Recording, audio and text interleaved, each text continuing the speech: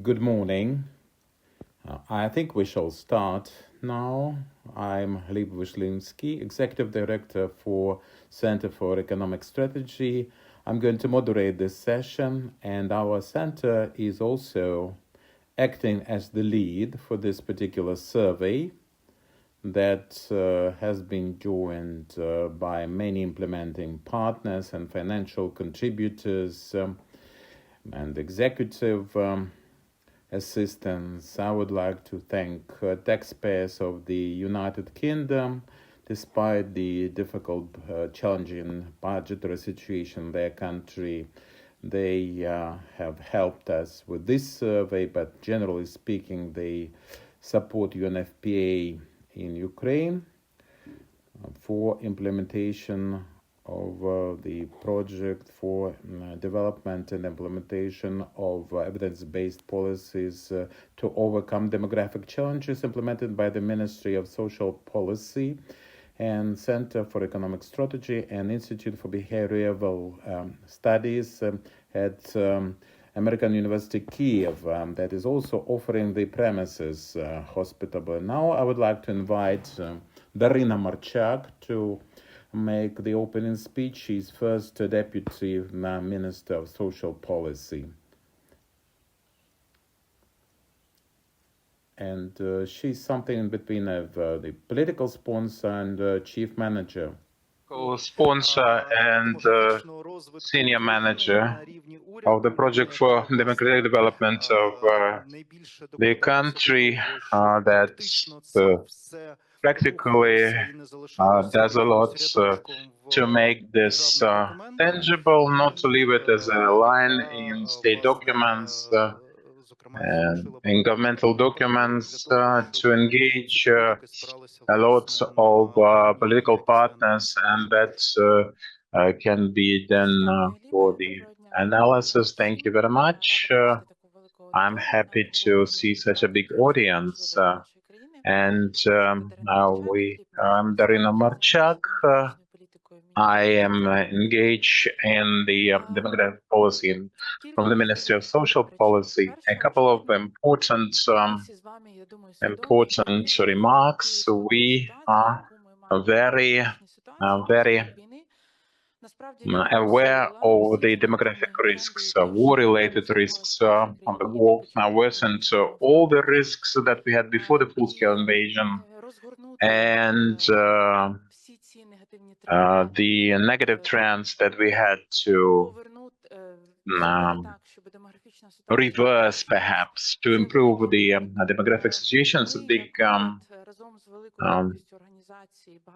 a big challenge in its own right, and together with the Center of Economic Research and US Free University with the UNFPA, we have worked a lot to make this project of demographic strategy, and this project is focused on 6 different objectives. 4 of them are linear to horizontal. The linear ones are about designing policy for women in this country not to be afraid of having children, bearing children, for the children to grow in reliable and safe environments, and to have more responsibility and understanding, so that we have this trend for the premature death, and we have to work on the negative trends, migration trends, and a couple of horizontal policies for the inclusive labor markets, active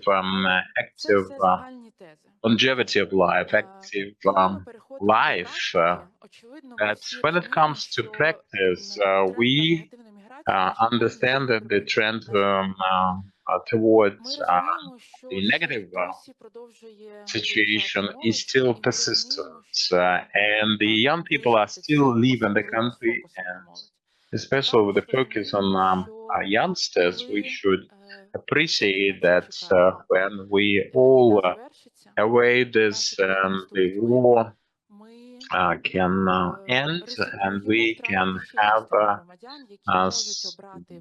another part of citizens and other populace reuniting with their families, not in the not in the families, not inside the country. And so both in Ukraine and abroad, we have to review the situation because this is a competition. You know, even before my time with the Ministry of Social Policy, was Prozora Produce operational manager, and we worked a lot on how to develop the innovative, high quality, state of the art enterprise. We worked a lot with the managerial practices.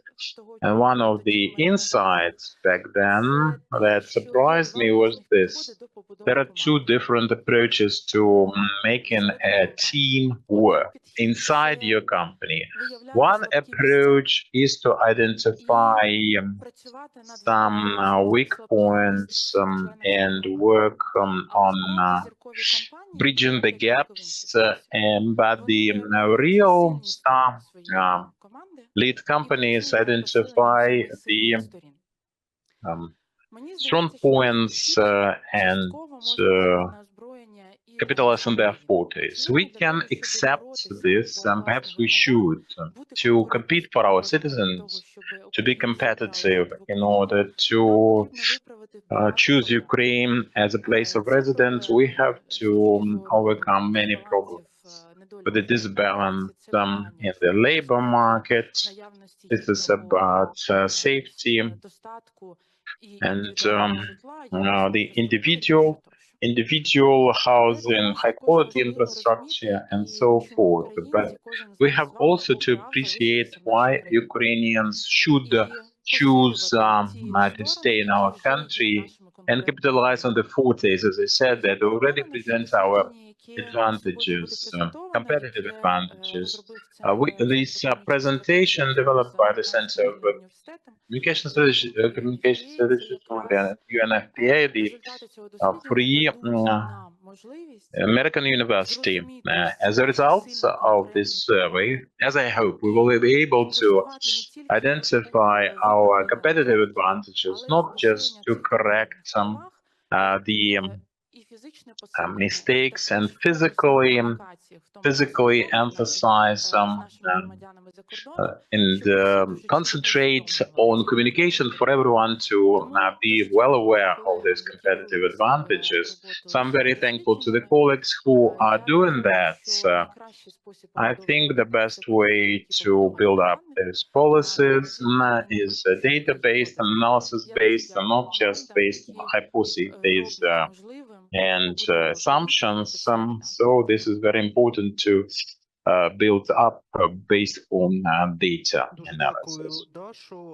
Thank you, Daria, and I'm sure that this is a great example of cooperation between one of the best ministries in Ukraine, the Analytical Center and Expert Group, because we have this great demand on behalf of those developing governmental policy, the high-quality analysis to help with the international partners and this analysis. And I hope that we should look into this as the best practice in the Ukrainian government and then scale up, so to speak. Well, before we switch to the colleagues who have done 98% of all work, and this we are not sharing this with the donors who saw the budget, but who have seen the budget. But how this idea was originally conceived, you know that the economic strategy center since 2022 had been taking looks into the situation of the refugees. Now it's the fourth wave, and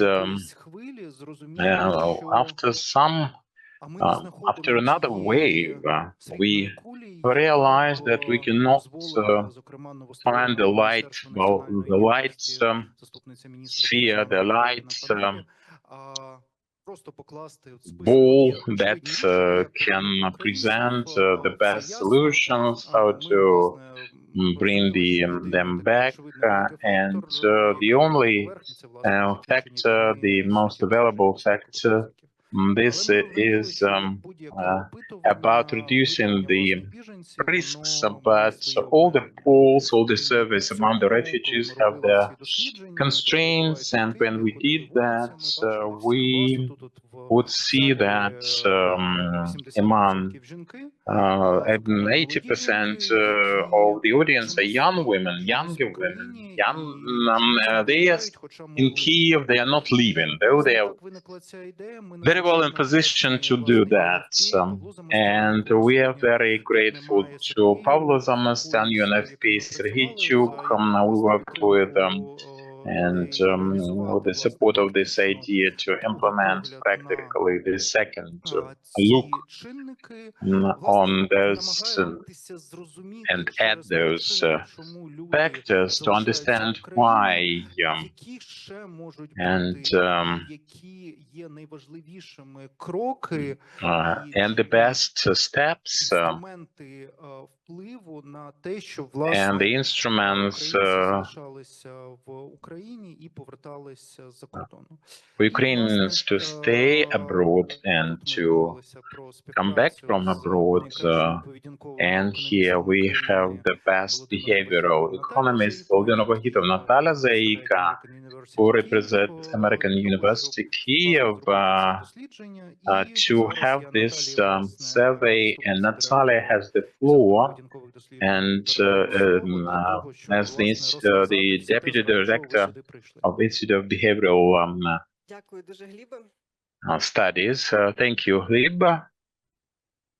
Я рада всіх вітати. Доброго ранку, доброго дня всім. Мене звати Наталія Заїка, я заступниця директора Інституту поведінкових I'm Natalia Dika, Deputy Director of почну розповідати найцікавіші Free результати. Universities, the Institute of Behavioral Studies. I would like to thank UNFPA уряду Великої Британії, які підтримали безпосередньо це дослідження, and демографічну стратегію. The demographic strategy for it to be implemented with the Ministry of Social Policy, the evidence-based policies to be developed to have this. This is the ministry, and we are driving in the right direction. We, as a person from here, I'm a local, I'm one of the hosts, so we, in case of air defense alert, have to go to Poshtova Ploshcha metro station for shelter. So by all means, we will continue and do everything without any air defense alerts, I hope, hopefully.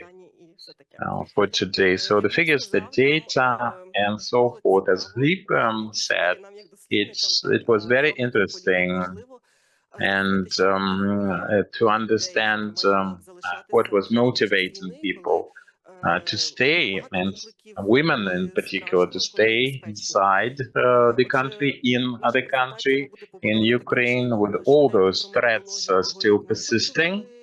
So the methodology, the demographic profiling, the reasons to stay, and how many people plan to go abroad and why.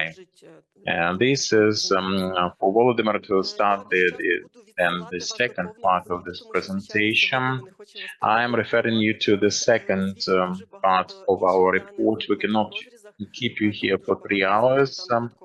So you will have more to say. That was the rating company. We're very grateful. That was the end of 25, the end of January 25, the beginning of 25. To see the territory under control, we will have those women of the cohort indicated here. Why women? Because to 80% or 85% of men, male respondents would give the standard answer. They are not allowed to leave. Now we can have another survey, a different survey, as to whether we should concentrate on 2,000 plus respondents, and we compare them with the women did leave, and that's the fourth study, as Gleb said, 18 to 60, this cohort, and some comparison for you, clarity, and that was the communication strategy, and this is also available at the site of our institution. So what have we learned about demography, demographics of the women living abroad? There are some, and the ones staying inside, there are some who have never left the IDPs, and this is regardless of their official status of IDP or DP. And the ones who moved in 2014, but after 2022, they are not IDPs because they have not moved after the invasion started. And there is another thing, that's women who the category of former IDPs, people who left at some point, and the women abroad, living abroad, we can compare them to understand who we are talking about exactly. And 80% of them left their places, and 24% of them went abroad, 7% lived in both places, the rest stayed in Ukraine. And the latter category, back, the majority of them, 40%, they lived for a long time. They stayed out of home, abroad, overseas. The majority of ones had done in the same urbanization kind of trend, smaller places to bigger places, from rural areas to urban areas.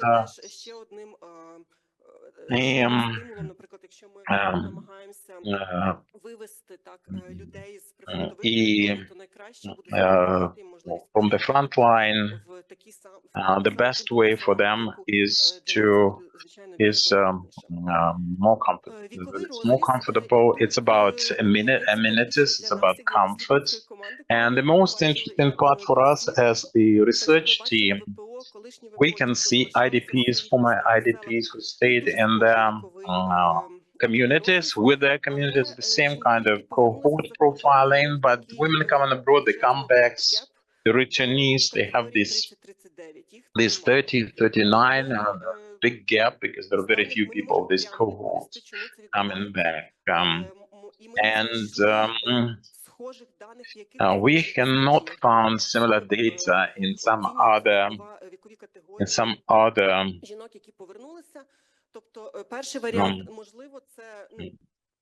categories, perhaps, and this is a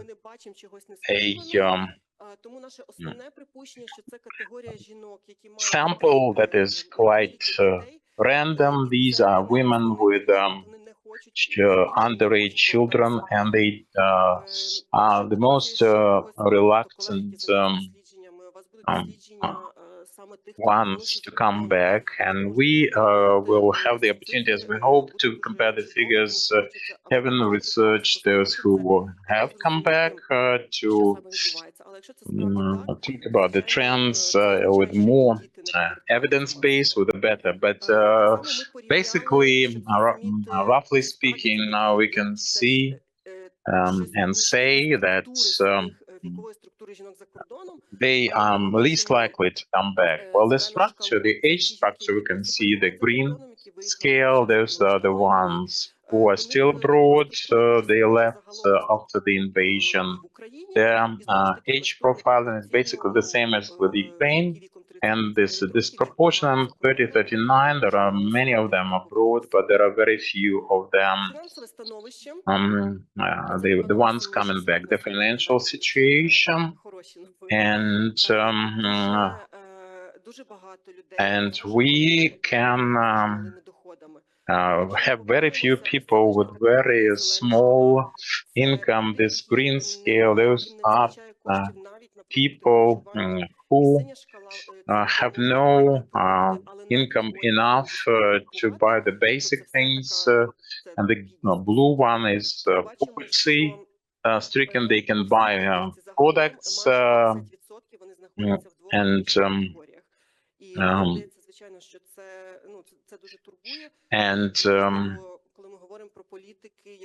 we are talking about the policies,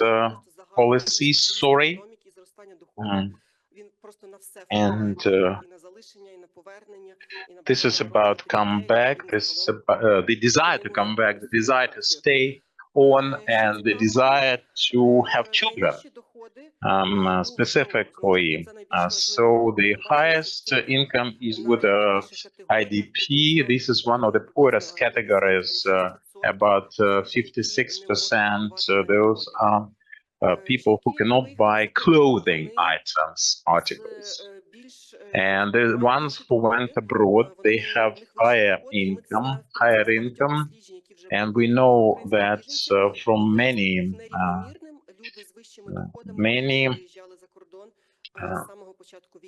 different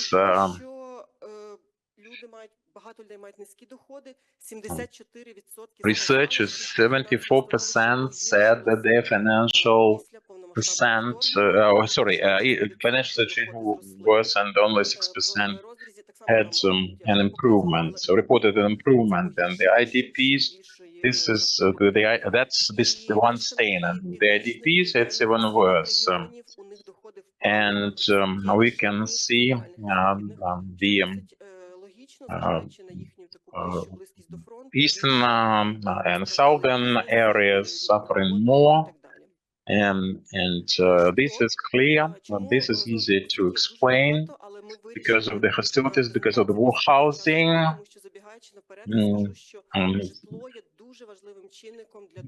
Now, this is a very important indicator of many people who decide to stay abroad, and even more, they discuss in the jobs, income, the salaries, it's the availability, the affordability of housing.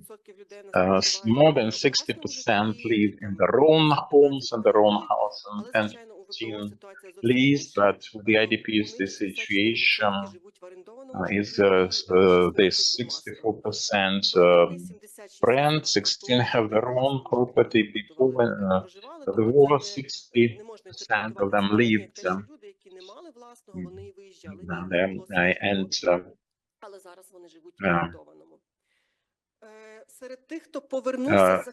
and among those who came back, and we are leasing, and 15% of the comebacks, and some of them come back even despite the fact that they have some available accommodation, but this is a small percentage. About the reasons to stay in Ukraine, Наскільки для вас важливо and залишатися в Україні і how наскільки для вас important важливо it is залишатися у вашому for you населеному to stay пункті? in Ukraine, to stay in Бачимо, що your майже 80% community. людей кажуть, так, Almost для мене 80% of the важливо, я people би хотів report that it is залишитися в very Україні. important. Трошки менше про населені A пункти, де bit less переважно ці about люди проводять, мають uh, меншу, звичайно, прив'язку до the поточного місця проживання. their Але communities бачимо, and IDPs. як IDPs бачимо, have a 6% slightly кажуть, ні, для smaller мене не figure, важливо. but they want to stay in Бути в Ukraine. країні. 6% of they report that Отже, it is якщо not ми подивимося, які important for them. демографічні фактори впливають на те, що людина хоче And або the не хоче demographic залишатися, то factors influencing this це результати з situation. самого аналізу, це фактори, які статистично значимі. And Старші роки більше хочуть залишатись в Україні, this молоді is все about скоріше бажати the виїхати. ones Дуже цікаве друге про доходи.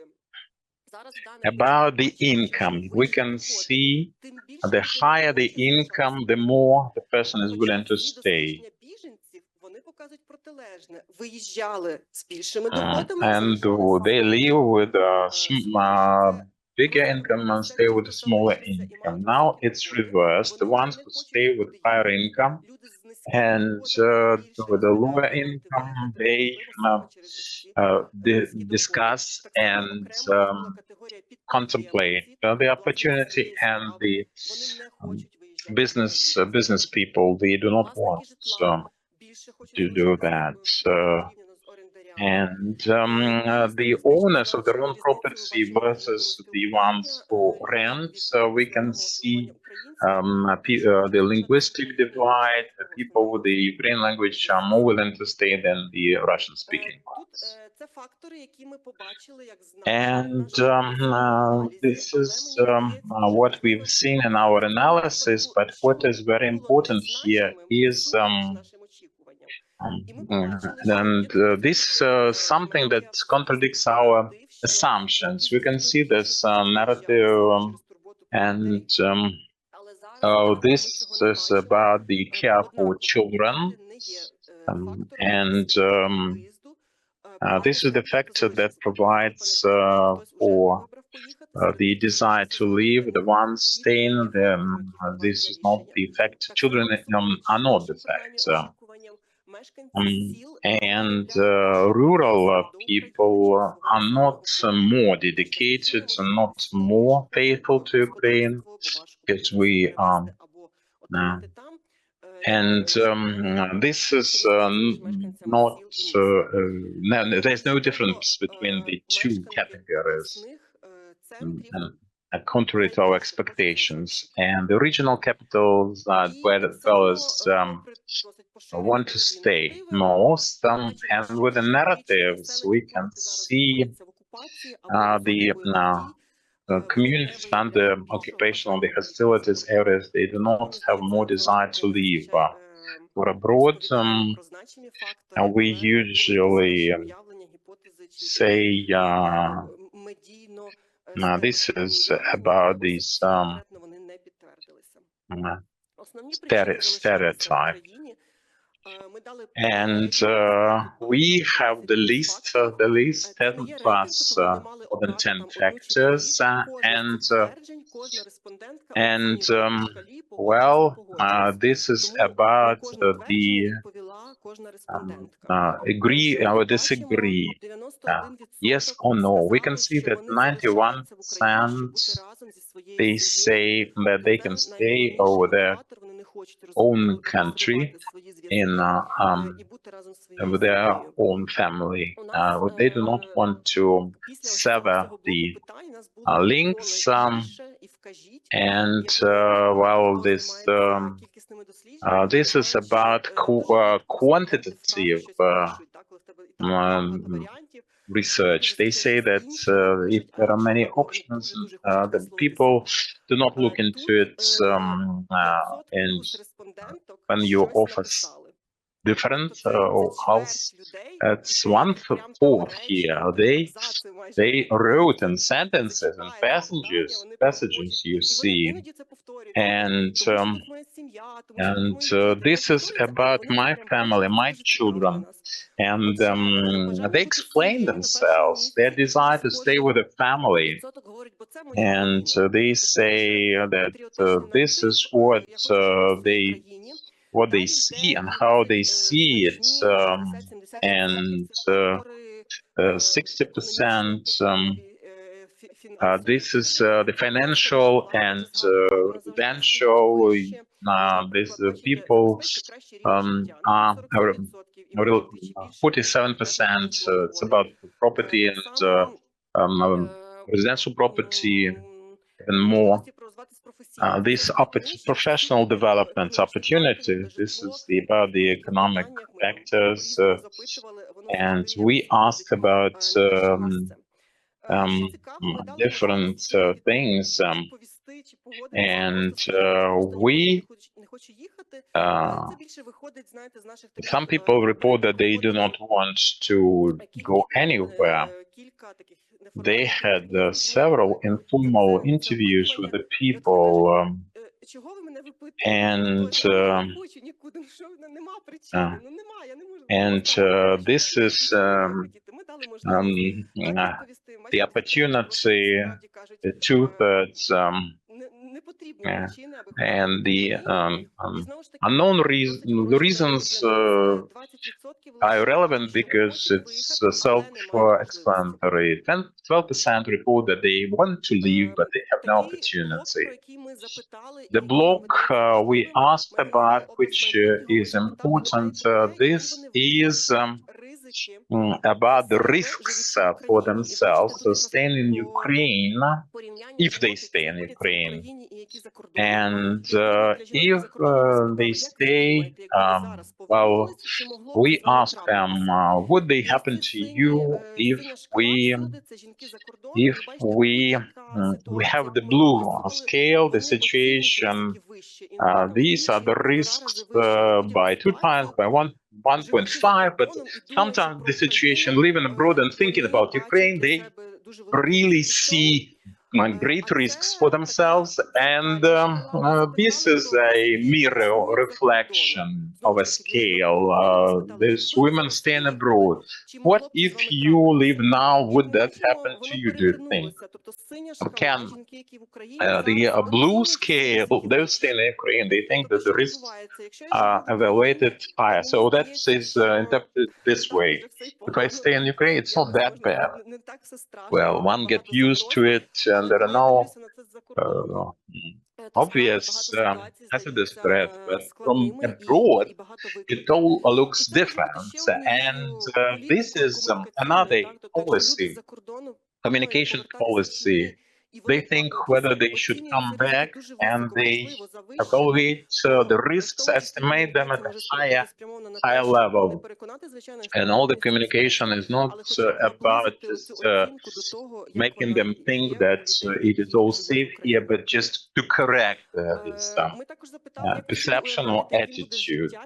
Now about your life in 3 years.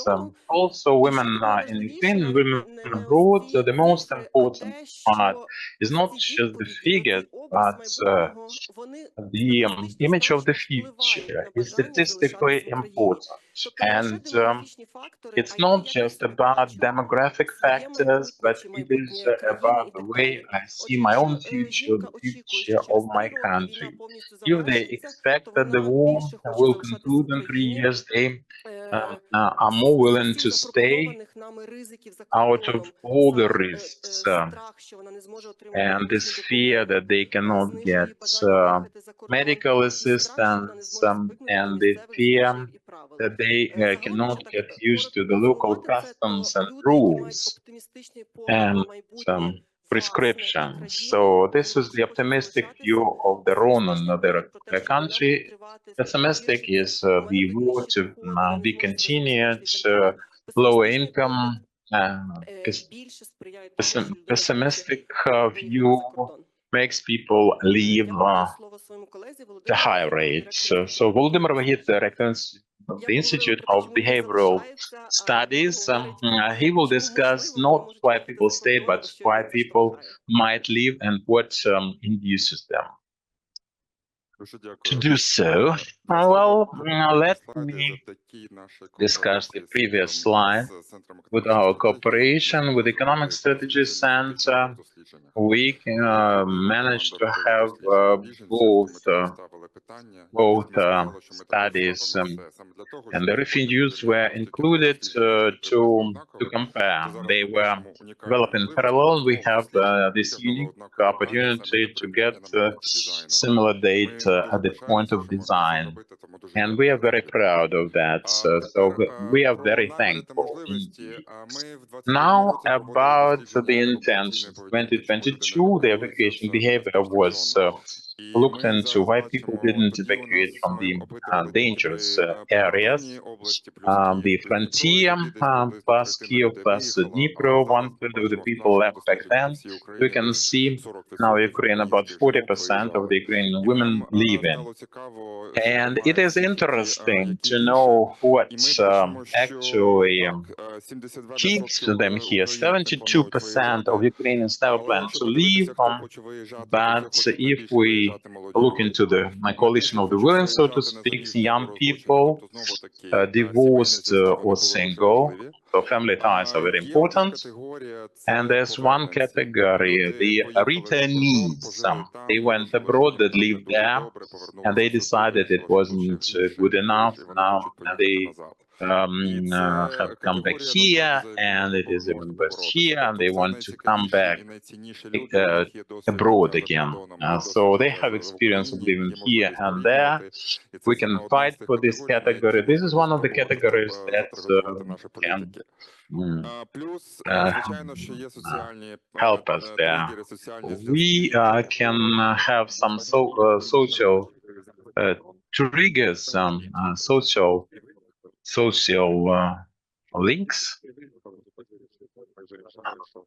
Unfortunately, something is happening to our presenter. The quality of the sound deteriorated considerably.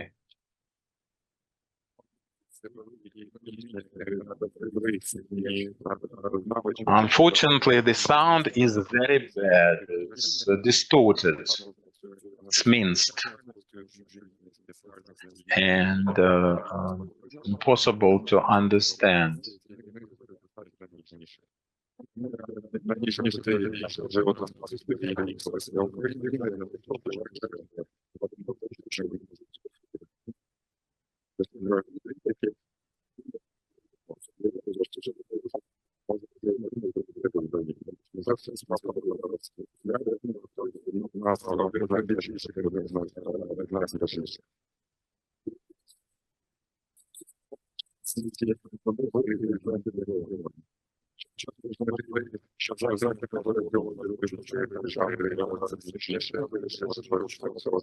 I'm sorry, but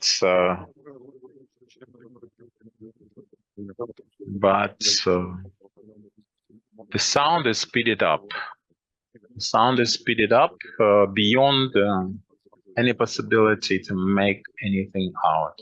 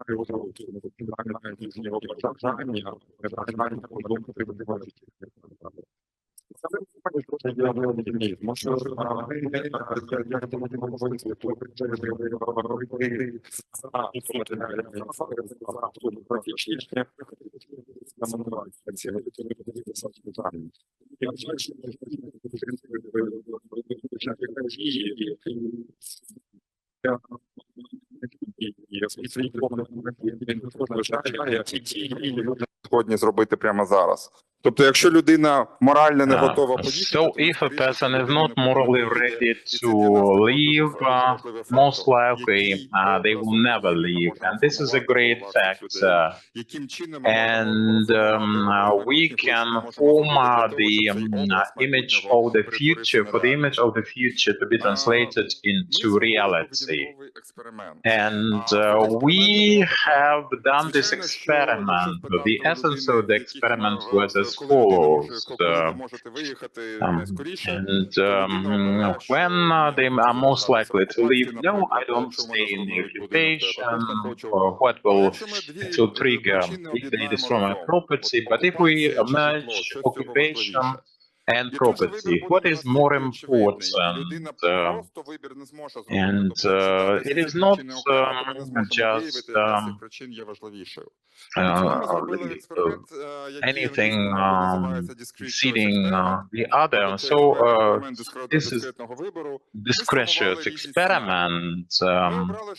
We decided upon safety, income, utility, social, residential, foreign policy, domestic policy, internal health, staying the same. And the second situation is the same, better, the same, or worse, stays the same, or gets much worse, or there is this threat of occupation. And this is the same income dropped by 50% and something,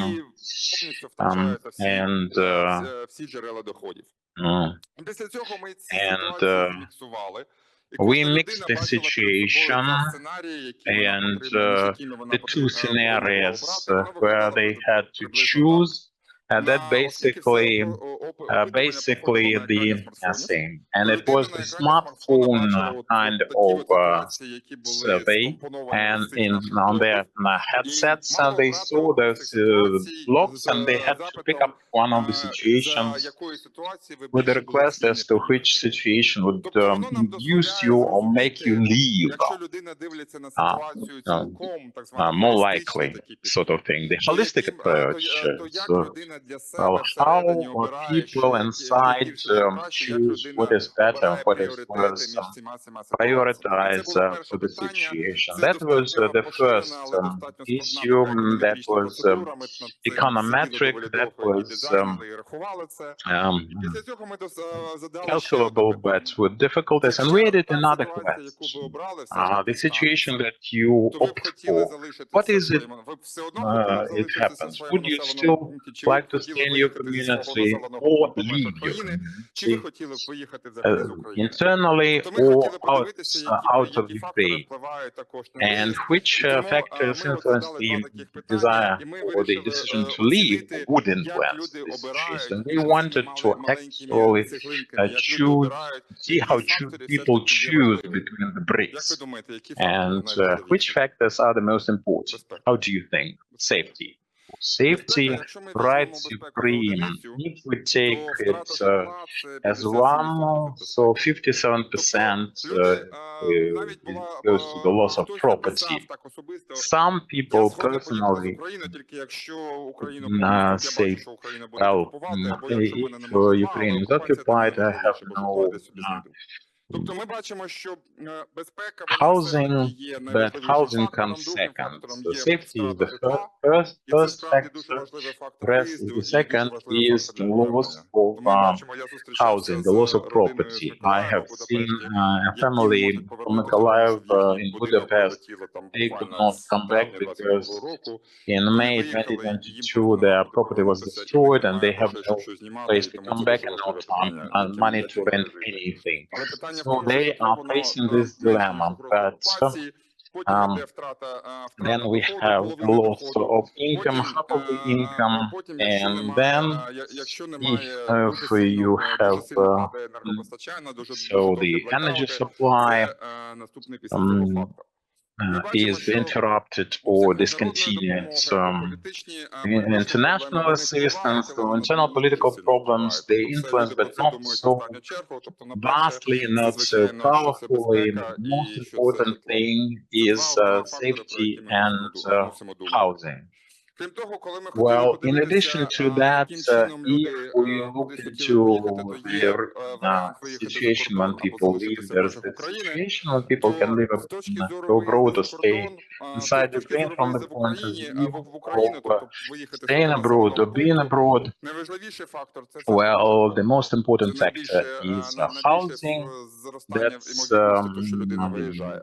Виїхати з України за probability кордон, це factor, виключно main найбільший driver. фактор – це повна окупація. And the most Далі important буде, factor is якщо complete виїхала вся родина, а після occupation. цього буде All the family часткова left, прорва and then фронту, але we який не can веде до see повної the окупації. front line being broken, but Тобто ми not бачимо, the що subsequent житло complete житло і occupation. безпека є основними So we факторами, can які see that впливають як на виїзд за кордон, housing and так і на виїзд в safety межах України. are the driving Про що factors. ми можемо зараз And what поговорити? can По-перше, we say here?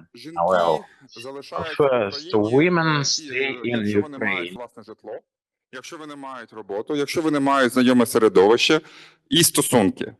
І це є важливим. Соціальне середовище, в якому вони живуть, є дуже важливим. Для багатьох власне житло – це символ стабільності, це прив'язка. Можливо, це трохи натяк на те, що у нас настільки перекривлений ринок оренди, що люди надають перевагу жити в власному житлі, і, можливо, в цьому щось треба зробити. Але в цілому житло є основним якорем, яке їх тримає. А на другому місці ми говоримо про впевненість в майбутньому. Оцей образ майбутнього, який впливає на всі дії, тобто він не просто впливає на безпеку, а воно має бути якесь більш чітке розуміння, чи майбутнє щось несе, чи в майбутньому в країні є сенс залишатися, чи є сенс тут народжувати дітей, чи є сенс інвестувати в професії, які потрібні в Україні, чи є сенс планувати щось. Тобто оцей образ стабільного майбутнього, він також дуже впливає на можливість виїхати чи залишитися. Тобто жінки, які бачать тут краще майбутнє, вони залишаються, і саме тому тут більше зараз залишаються більш багаті жінки, тому що в них більше ресурсу думати про щось. І саме тому бідні жінки думають про те, що в Україні вони не знають, яким чином себе підтримати, і тому вони намагаються виїхати. Звичайно, це трошки спрощено, там складніша ідея, але в цілому воно десь приблизно так виглядає в середньому.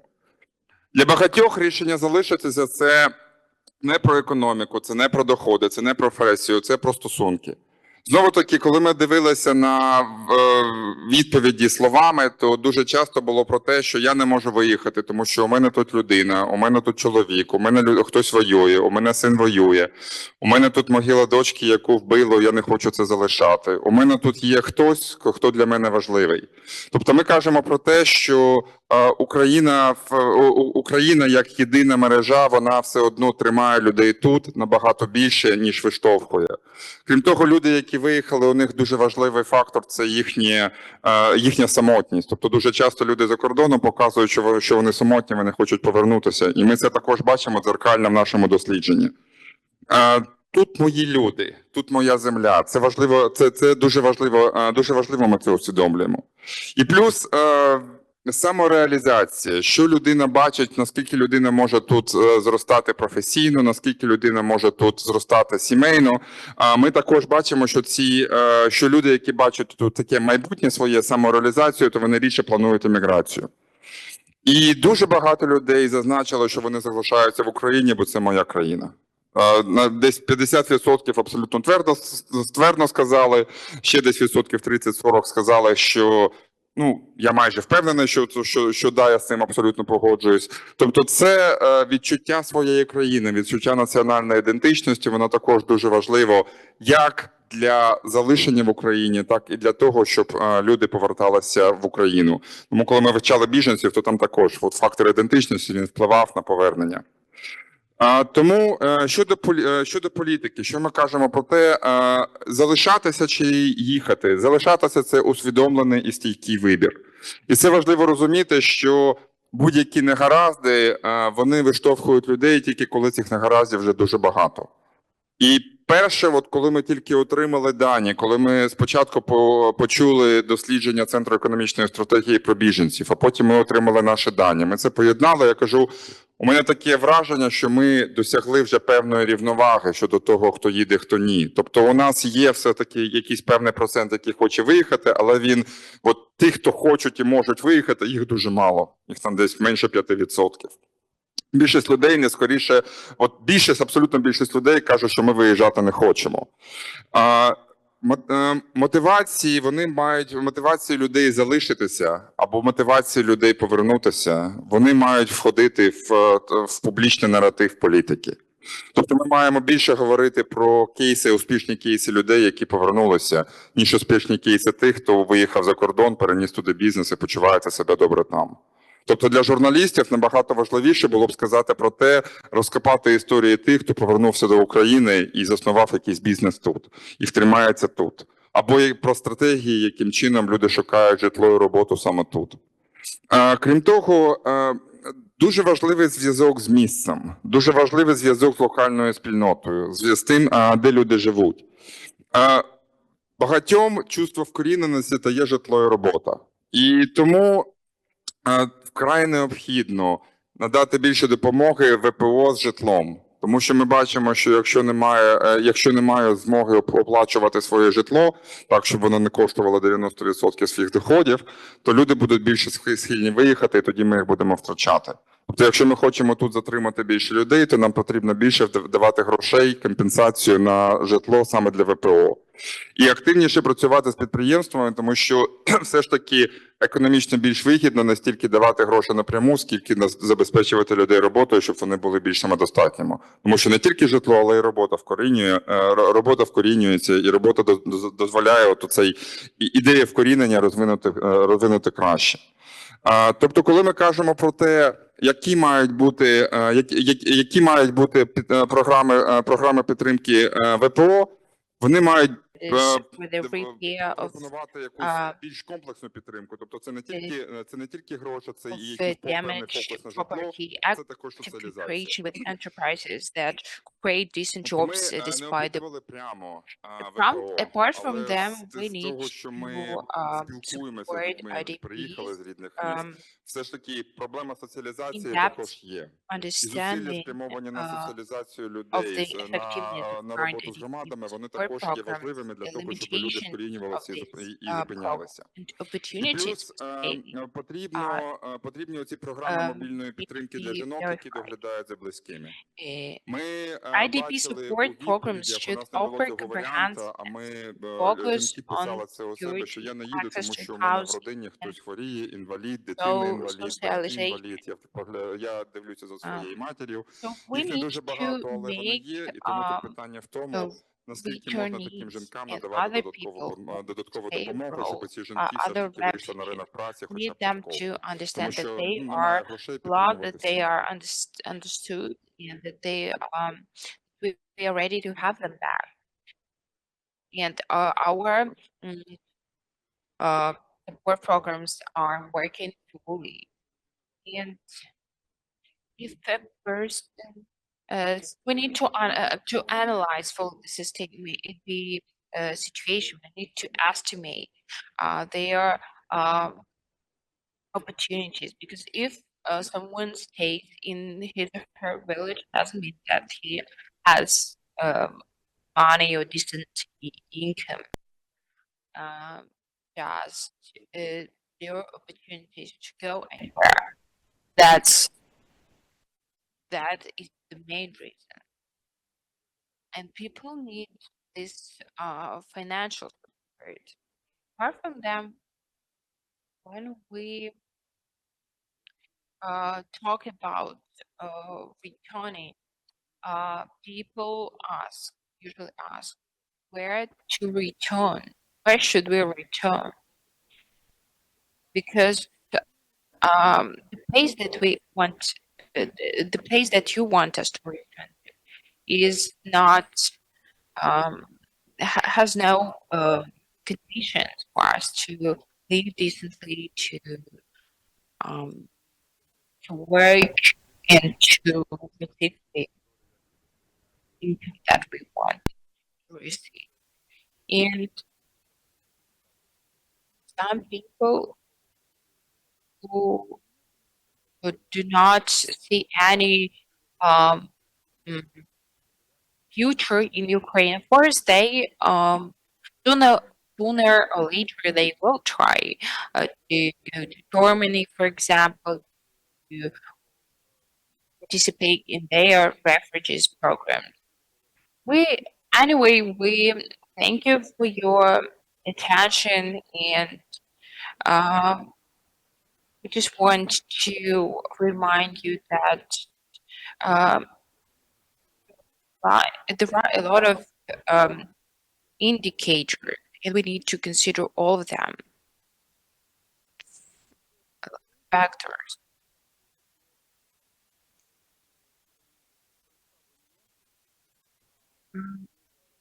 Dear colleagues, we will now start our discussions. Need some tables here. Thank you. We have some happy circumstances because we have +1 speaker in our discussion panel, and which is very nice, and we're happy about that. So let me check everything is set, and I welcome here my colleagues. Maybe Dasha, you maybe come first. Let me see where you can take a seat. This is Darina Marchak. Uh, this is Darina Marchak, the first Deputy Minister of Social Policy of Ukraine, then Ilona Gavronska, Deputy Minister of National Unity of Ukraine. Um,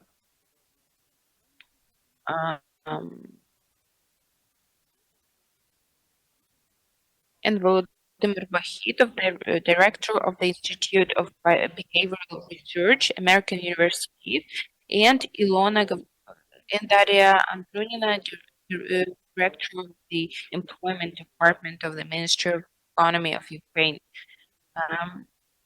So we will cut here, so to speak, some um,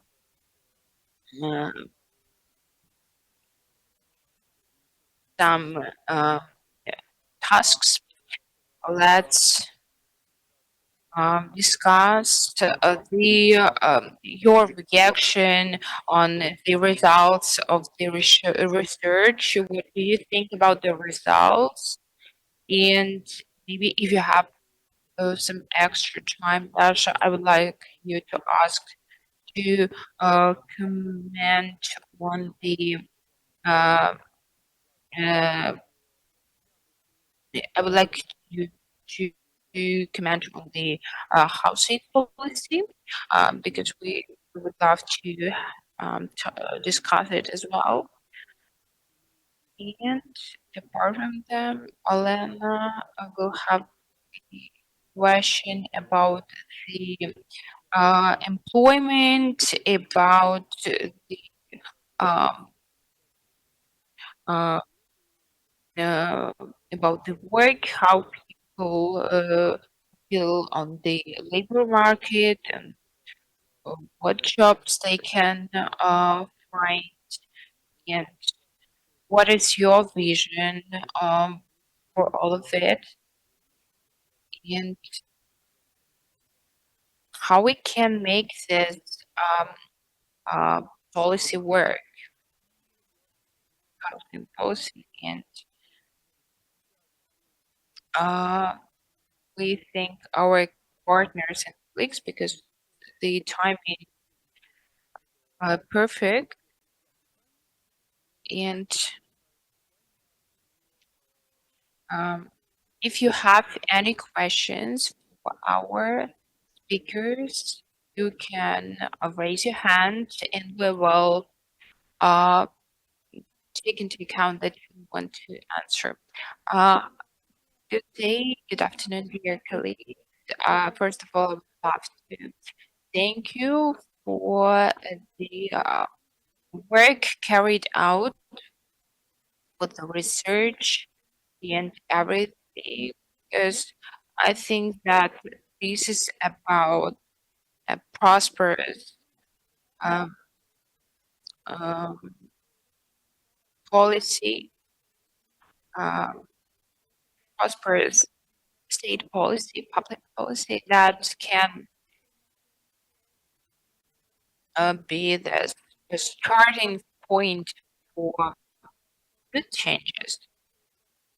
And again, I'm thankful for those who were affiliated with this research, those who are carrying out this research. I think that we can now talk about the strategies, discuss them. And again, I would like to thank my colleagues for their bravery, for their honesty.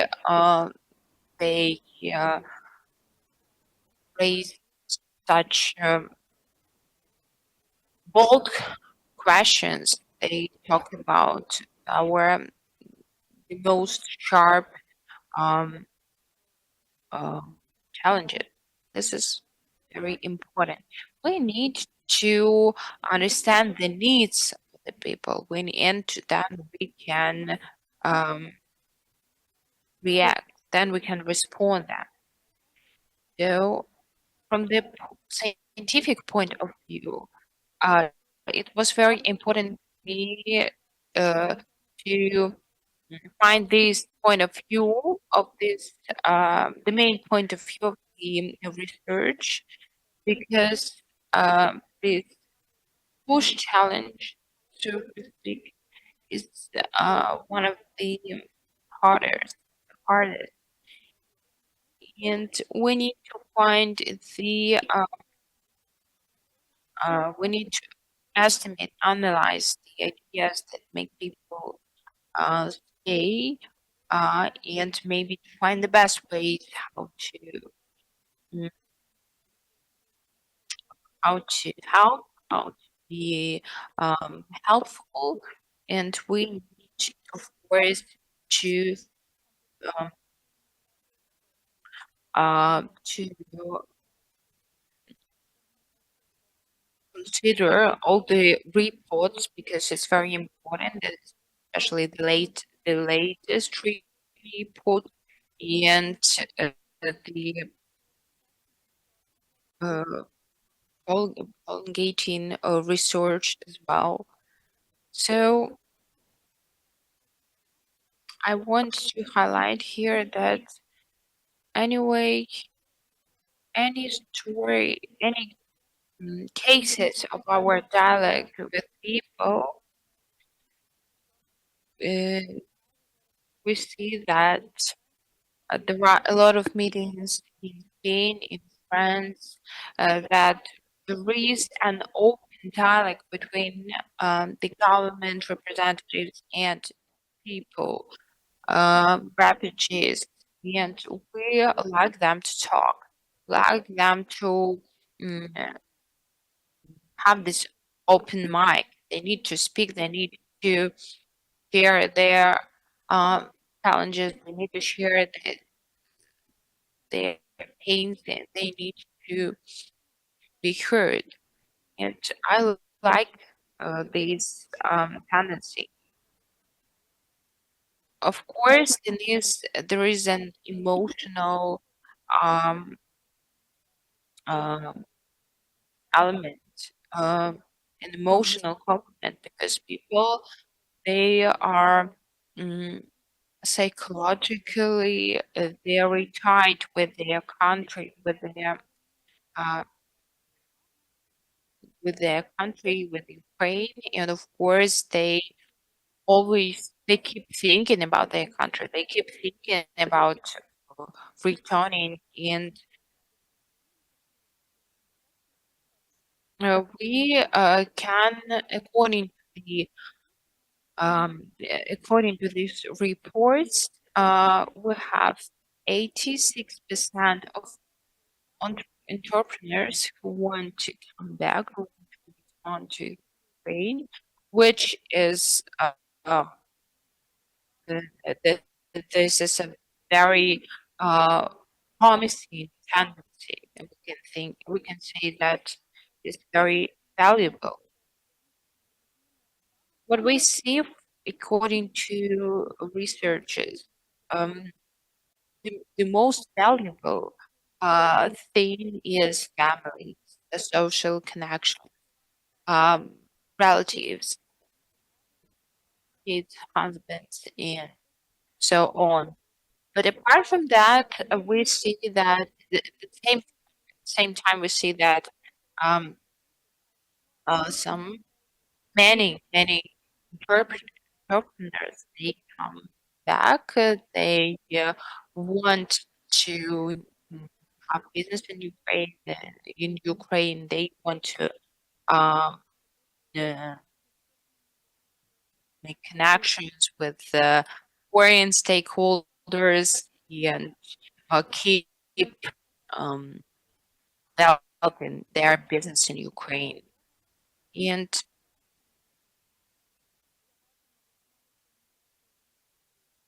we can see that the main strategy we uh, that we track from this report, we can lie in the basis of the policy. Thank you for your comment. I think that for the industry of social policy, it is very difficult to mm, uh, work with this um, researchers, and we see that um, the, the when we started to carry out the research on refugees, we created a presentation. You might have you may have um, uh, seen it, and we can see that there are a lot of uh, products on in English language as well, and um, we are um, we are making it bigger, and it is very promising tendency. I like it. Thank you. Now, Ilona, Deputy Minister of National Unity of Ukraine, what is your comprehension? What is your understanding of this tendency? Of course, some people are incredibly happy with living um, the bank of the River, having this picturesque, picturesque landscape around. They're happy about it, but sometimes it is not enough. What do you think? Because people are tired of being in area of the challenges with the insecurity, understanding that the situation can become worse and people need to plan their lives. What do you think? What could be further actions? One, thank you. I would start with the um, reflection about this research. Of course, I had some expectations, and the idea that I liked the most was to the idea that we have to build such a society where people are have this kind of social cohesion, such a way that people want to join this uh, uh, social group, let's say, uh, and people need to have this feeling uh, of living their balanced, informed, weighted, like balanced, informed, well considered life where they can build their future, work on their future. And they want to live in the country where it is comfortable to live, where, but at the same time, we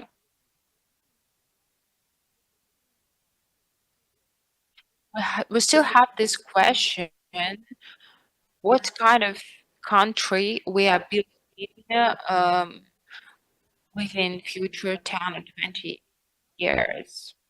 What is the image of such a country that we are building in the closest future? And of course, we understand that housing is a key aspect, but it's not the key aspect because we have a lot of um, mm, we have a lot of challenges, and we have a state budget, and housing is one of the key responsibilities of the state. Uh, we have here uh, we already have 4 programs just for only 4 houses, and I want to discuss the, the, the processes that are um, that we have nowadays. These processes they are happening at the same time. We have a lot of movements, uh, and we need to look what actually do our colleagues from different fields, uh, from other industries, different areas of work, because uh, it used to be that way that uh, the um, communal property used to be given to anyone according to some state programs, and there were joint ownership. But now there is another um, structure, and a key point here is individual housing, because everyone wants to have his or her own accommodation. People are actively renting, and we, of course, we we had such a we had such a problem. There were large QE to have this um, that finally people are happy. They were waiting. They have been waiting for 30 years just to become an owner of this apartment. And now the situation is being changed, and we like it. Some people they can take. Some people they can take refugee deal for them or uh, privileged mortgage, and some people they cannot even afford for them renting. And of course, it is very sad that the different layers of the society they have absolutely different opportunities. Even though if we ensure individual housing, sometimes we need to take care um, of those um, retirees, senior citizens um, who then are absolutely alone in those apartments. They need to be kids. They need to be in contact um, with the society, with the state, and we see um, that we here can create these um, tools of taking care of families, and we have here four programs that are absolutely good and decent, and they can work. They can show results. And what we see here that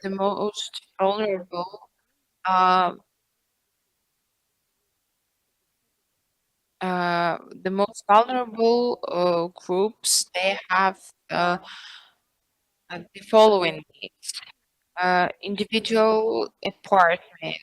The second challenge for them is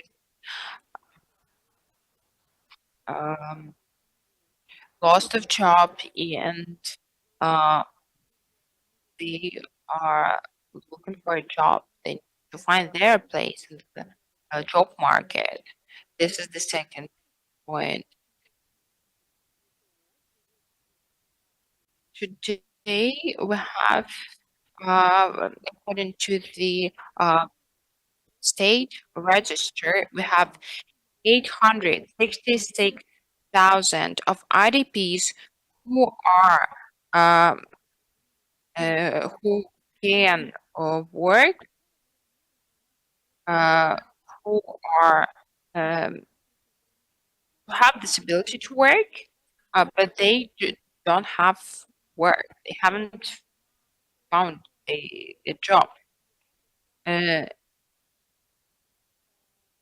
so, and another challenge is the other challenge is that the the biggest part of IDPs they were living in the industrial cities, uh, mostly on the um, east and of course, they they face a lot of challenges and uh, being taught in receive some education, to be trained to get job, and the last but not least, mm, uh, another segment of needs, which is a driver for people to leave the country to go abroad.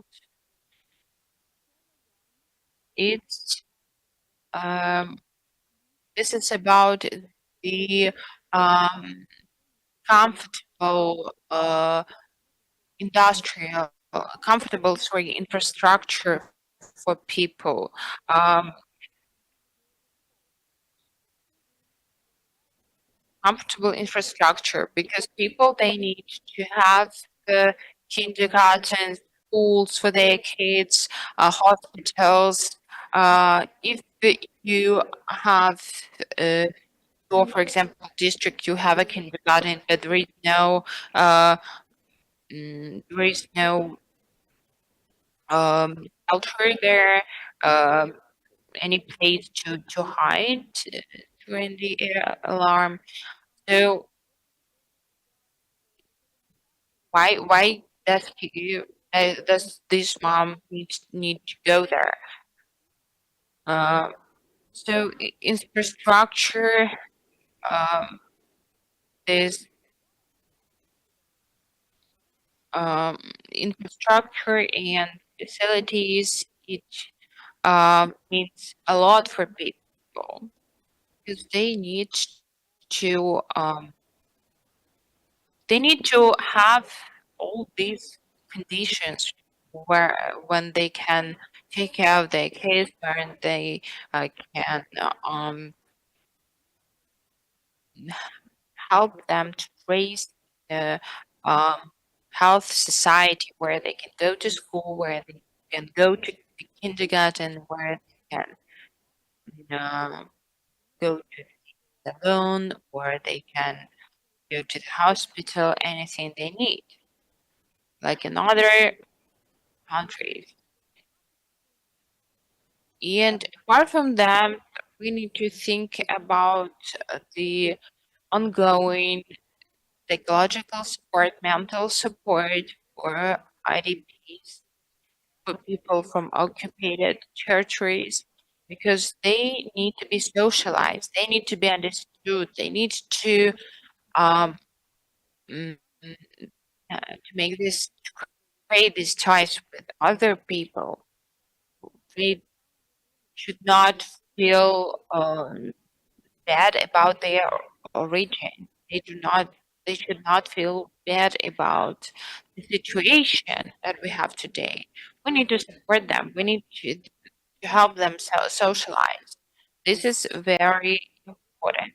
And of course, from time to time, we change our mind about um, our state policies. We rebuild our state policies. And we should understand that the main goal of this such a policy is to address, to respond the needs of each family. And I think that this movement that we have today, it is going very fast. Just the point is that we need to uh, create these policies, build them for people, so people could use these programs and these programs would work. We still learn how communicate with our partners. Thank you, Dasha. This is perfect speech. I want even to cut it and extract fragment to show my colleagues because you were numbering a lot of challenges, and of course, um, it is very sad. I was trying to visualize the situation, the work of the state. Um, First, as a state, we need to help people to find a job, to get employed, because of course we still are at war, and some there is a category of people who uh, still keep talking about the Soviet Union, how it was good at that time, and so on. From another side, we have young people who want to just forget about the past and start and build their future, prosperous, promising country. And there is a challenge even for citizens because there is a challenge for citizens and for the state itself because the state needs to um,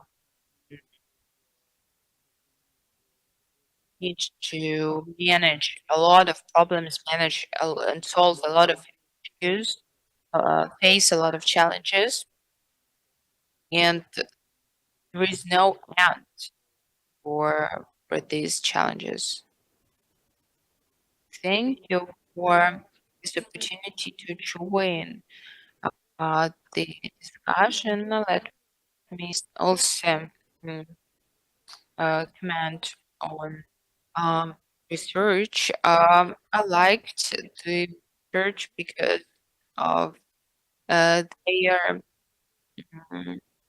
description of women, of their of the way how they really understand women, their needs, their problems. Just I'm a woman too. I have a kid. I'm a mom, and I can't leave the country because I have my kids here, and they insisted on staying right. And they told me, Mom, no, we're not going anywhere. We decided to stay. Of course, there are a lot of uh, challenges challenges in the employment system. Uh, we interview people who reach us out, so who have their uh, mm, inquiry, who have their request, and we analyze their problems. So we have this opportunity to listen to them and to um, understand the tendency. Uh, Services are not about um, money anymore. Services are about how and of course there is uh, is, um, need to find the need of staffing, to find personnel, and we have we have developed four directions of uh, of the uh, trainings for people who want to get free trainings and to uh, get uh, naturalized to uh, receive some experience in some field. activity, and uh, we are we carry out trainings for people who want to um, uh, get knowledge about some profession, and they need to be skilled. They need to get skilled, and they need um, to get qualified. And apart from that, we have a program for uh, mm, entrepreneurs who want to receive some additional support in building their career, and who want to find stakeholders, partners, or some consulting they need to receive. We also have the such program, entrepreneurship program, and uh,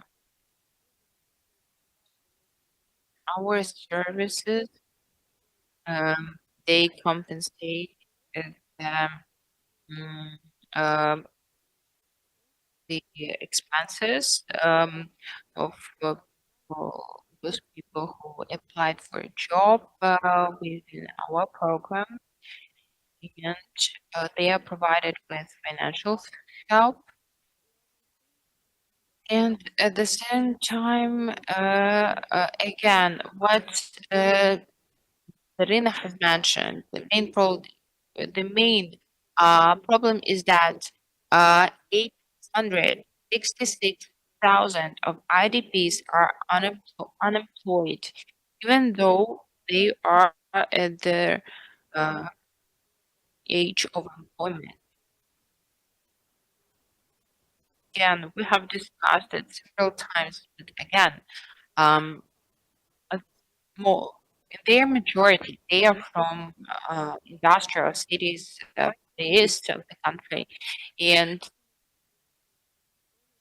they are looking for opportunities.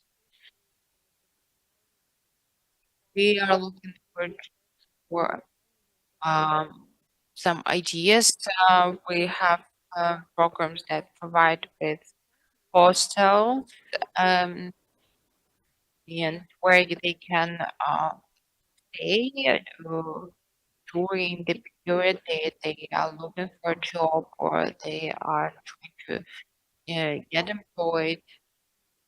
And we go work with those employees with those uh, um, mm, with we collaborate with those employers who are responsible, who are reliable, and who can consider uh, our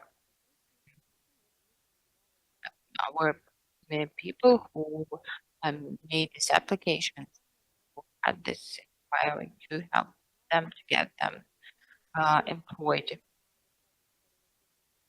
We have um, uh, um, we have a lot of areas of work where they can get uh, qualified, where they can get skilled. They just need to receive trainings and within the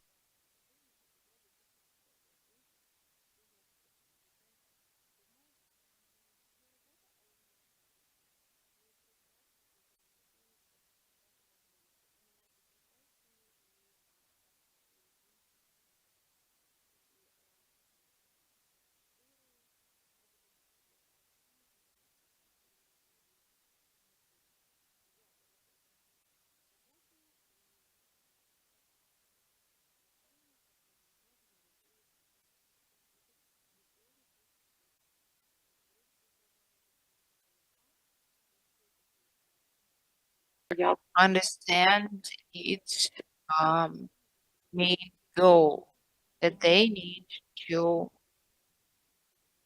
help these people to receive training. They need to, these people need to be provided with training, professional training, and then um, become a professional in such area. Another question that we have here.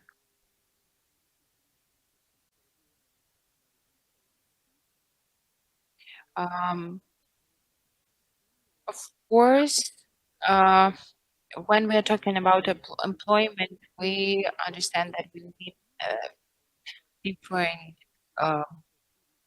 regions, and people from different regions, they are acting differently.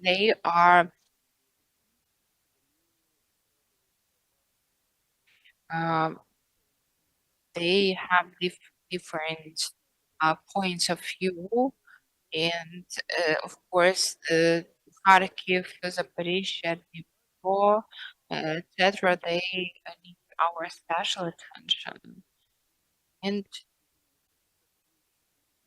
people understand that um, they need to go that they need to go closer to the to some industrial city where there is some uh,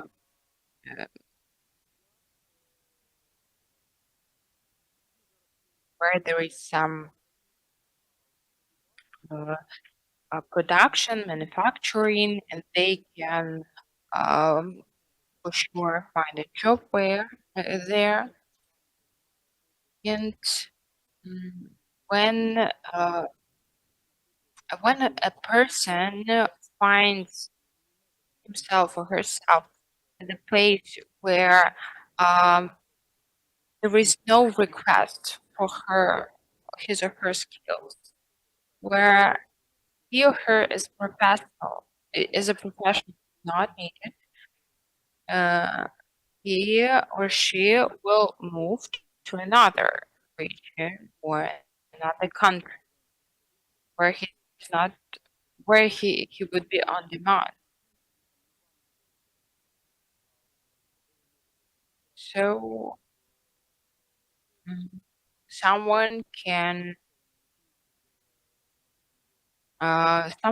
make drones in on the uh, in some regions, but some people, they cannot adapt to this challenge of war. So people find themselves in some certain circumstances, and some people, they are certain about their actions, they understand what to do, and some people, they feel lost, they do not know what to do, and they don't know what kind of choice they should make. Some people, they use this opportunity to get knowledge online, to receive some education online, and uh, with communication. We understand that people are not fully satisfied. Of course, there are problems anyway. But this is about those people who know what they want. But what about the rest of them? They are lost because they can be just stressed, and they feel lost. They can't concentrate. So they can't just put their attention fully to their responsibilities. That is why we need to engage therapists, psychologists, those who know how to treat them, those who know how to talk to them, those who can support them and can help them to find um, these words. this um, um, this foundation framework. So we have had such experience where we were working with women who were absolutely uncertain about their future, about where to go, and now they are entrepreneurs because they just first they needed communication, they needed attention, they needed to be spoken to, and now we see that people who receive And as support people, and who um, we do support, and we have preferences, and everyone is special, and no, we have histories and special cases. We're all working for the best of the country, development of economy, and preservation of Ukraine as a family-like country.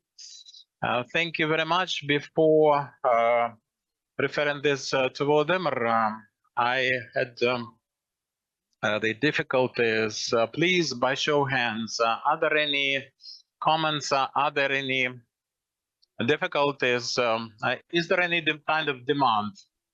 Volodya, would you like to add anything? Anything at all answering this question?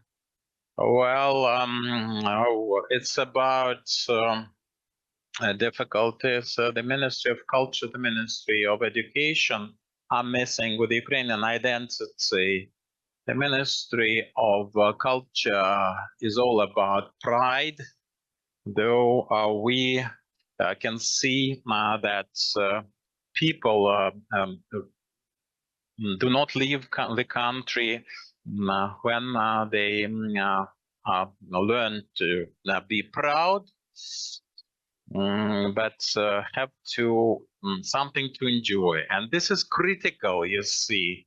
This is critical about the national identity and local identity. And we can have some research, some survey among the refugees inside the groups, inside communities. This is not just about all the community, all the populace. You are supposed to be resourceful, not just the financial resources. And this is about something that we can do. This is something that is yours, that is for you. We do not provide you additional cash, but we do the things that can pave the way to independence, to income, to decent lifestyles. So that's policy making in my book. And this is something that is your own, that is local. And we have many cases when teenagers through telegrams are caught as flies with a sticky band because the propaganda plays with the fact that they have no identity to speak for. Something you own, the sense of ownership, the sense of belonging in Ukraine, because if it's belonging, if something you say, you have something to come back to. And we've had a lot of answers, and Ukraine is something that I own, that I belong to.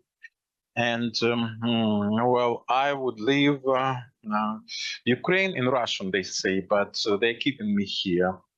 I would like to leave, but I have a boyfriend who would be killed at the borderline. But two cases, but 2 for 1,000, 1K.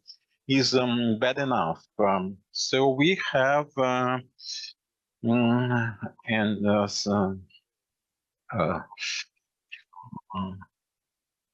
and this is one of the mental goals.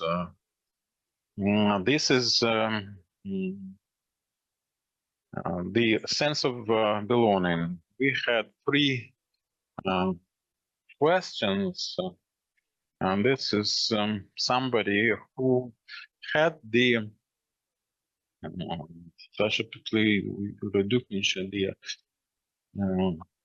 unidentified colleague, the three of you, and Ola, Alexandra, and the three questions, and then the comment, and 4 comments, and then we'll come to the bring it back to the panel. The Yulia Kobinets, Analytical Center Service, the now identified colleague, and that's what we do for the Ombudsperson's office, and you focus on the things that make you stay or keep you at the bay, at home. Now, this is to be supportive of returnees. Instead, we have to think about social and economic development of the country, and we have to think about it, have to think about some good things that we can offer, not just to the returnees, but IDPs. Speaking of IDPs, speaking of which, I have this question because in our research, we mentioned that in focus groups, people would admit they looked into what was happening and how they were supporting the IDPs. That wasn't enough. They said 2,000 hryvnias is not an income to speak of, and people needed resources and needed to channel resources for the benefit of those who are staying in Ukraine, who suffered from this war, who are faithful to the country, and more Russian-speaking Ukrainians are inclined to go or prone to leave in the country. And have you seen what is behind it? Is it some kind of prejudice, or maybe this is some kind of condemnation, and people would judge those people, would actually be inclined to accuse them, to blame them, to victimize them? Have you looked into this issue? Thank you very much, Julia. We have plenty of time. Let's park the question for the Russian-speaking, the Frontier Institute. Well, it's about the women who came back and the ones staying abroad.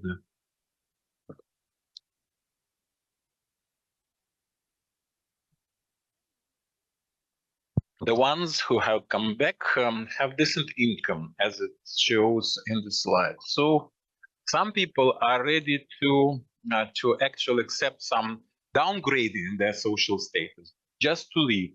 So the returnees, do they understand that they make money here and they can do that or do that abroad?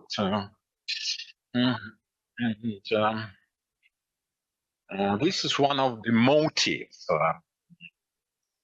perhaps. So, would you like for the future to look into the staying ones, the staying abroad, self-implementing, self-esteem, self-fulfillment, and the ones who are not prepared to downgrade their social status, and this is something. This is something that can be accepted. This is the first story. If you read my narrative, And I'm interested in the social benefit for renting a house. And is it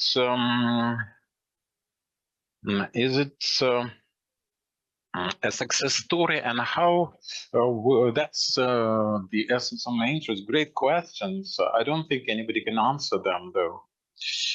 Natalia, now please take your seat, Dasha, because you would like to do that. And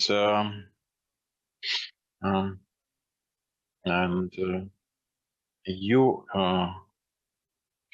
it's about the knowledge, and let's collect all those questions. We were supposed to, well, Alexandra cannot be stopped. And I have learned that this is a great survey, unexpected, this is not about the last question about the renting. The government launched that program. I was with the IDPs. I asked about IDPs. It was a great program. What is somebody going to give us this officially? Is it a formal thing? Because there are taxes. It's about taxes. Great number of comments. And what if they do that? The tax authority will come to us, and there's this program, and they are going to reach out to those people, because there is a lot of information at the ministry website. The communication gap divide in the country, and the ones who are supposed to receive this assistance and communication. And I wanted to comment and on that. The state supports this. You're doing a lot, but there are many things. That's the miserable part, insignificant, let's say, negligible part. Respect to employment services very low, and low salaries, small income, unqualified. This is about communication, how to do that. I have looked into the budget. This is 5 billion grants and support. And this is experience of Ukraine, small, medium business and enterprises, very little done for grants. With grants, so we discussed mobility programs, and that was they relocated this money, and last year, the year last, 2,000 for everyone, instead of leaving that with the employment center, employment bureau, employment service, and they are staying, and well, there's this issue whether we can raise this issue for the government to stop it, and for us to launch this training at the employment bureau, because that would stop us, and we'll have to increase the number of people who are unemployed, and we this is a comment. Now a question. We can see in the slide why people are staying here. They're staying because of their family matters, family circumstances. Let's imagine that the war is stopped. The man can leave now. What comes next? This is the focus and of the they want to do something. I know about my friends who are dreaming at the front line about the war being finished and them going. So we're ready to go because our men can now go with us. So won't this be the case? Natalia, we're ready for this question. It's good that we have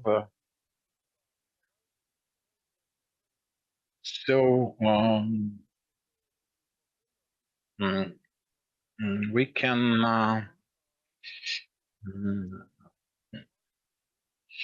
we have this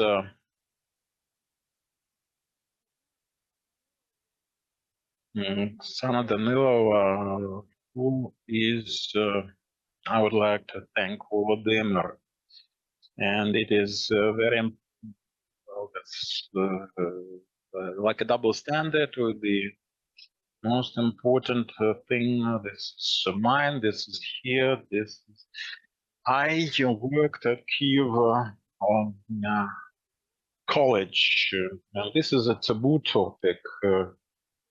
But the 17-year-old, so they participate in all the competitions, all the patriotic games, and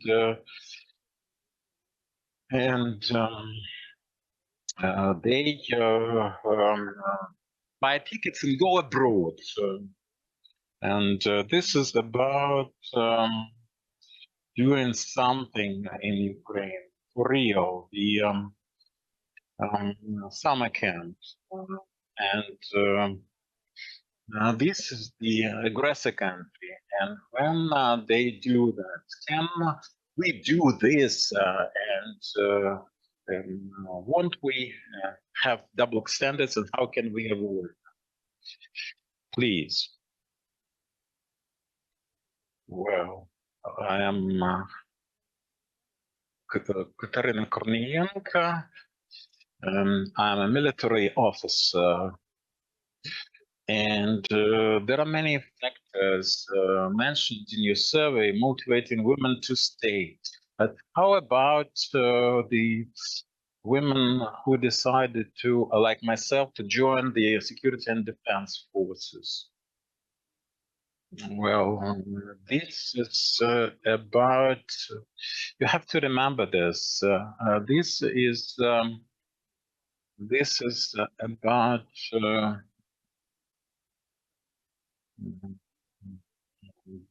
thank you very much. This is the Prime Minister's, Vice Prime Minister's Office for Integration. Have you included the number of ones suffering from the war, the number of the sexual violence victims, survivors, and the last?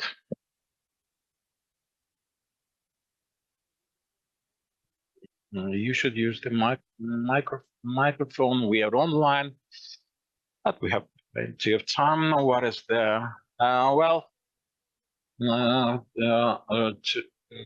the sample women who whose partners joined the army, and the ones fighting, they actually referred their families abroad. They sent them away. And have you looked into this category and what is the result? Well, this is the clarification that we have. So now we have this survey, and this is, I would like to thank Olga and Ilona, and it's about children and their education.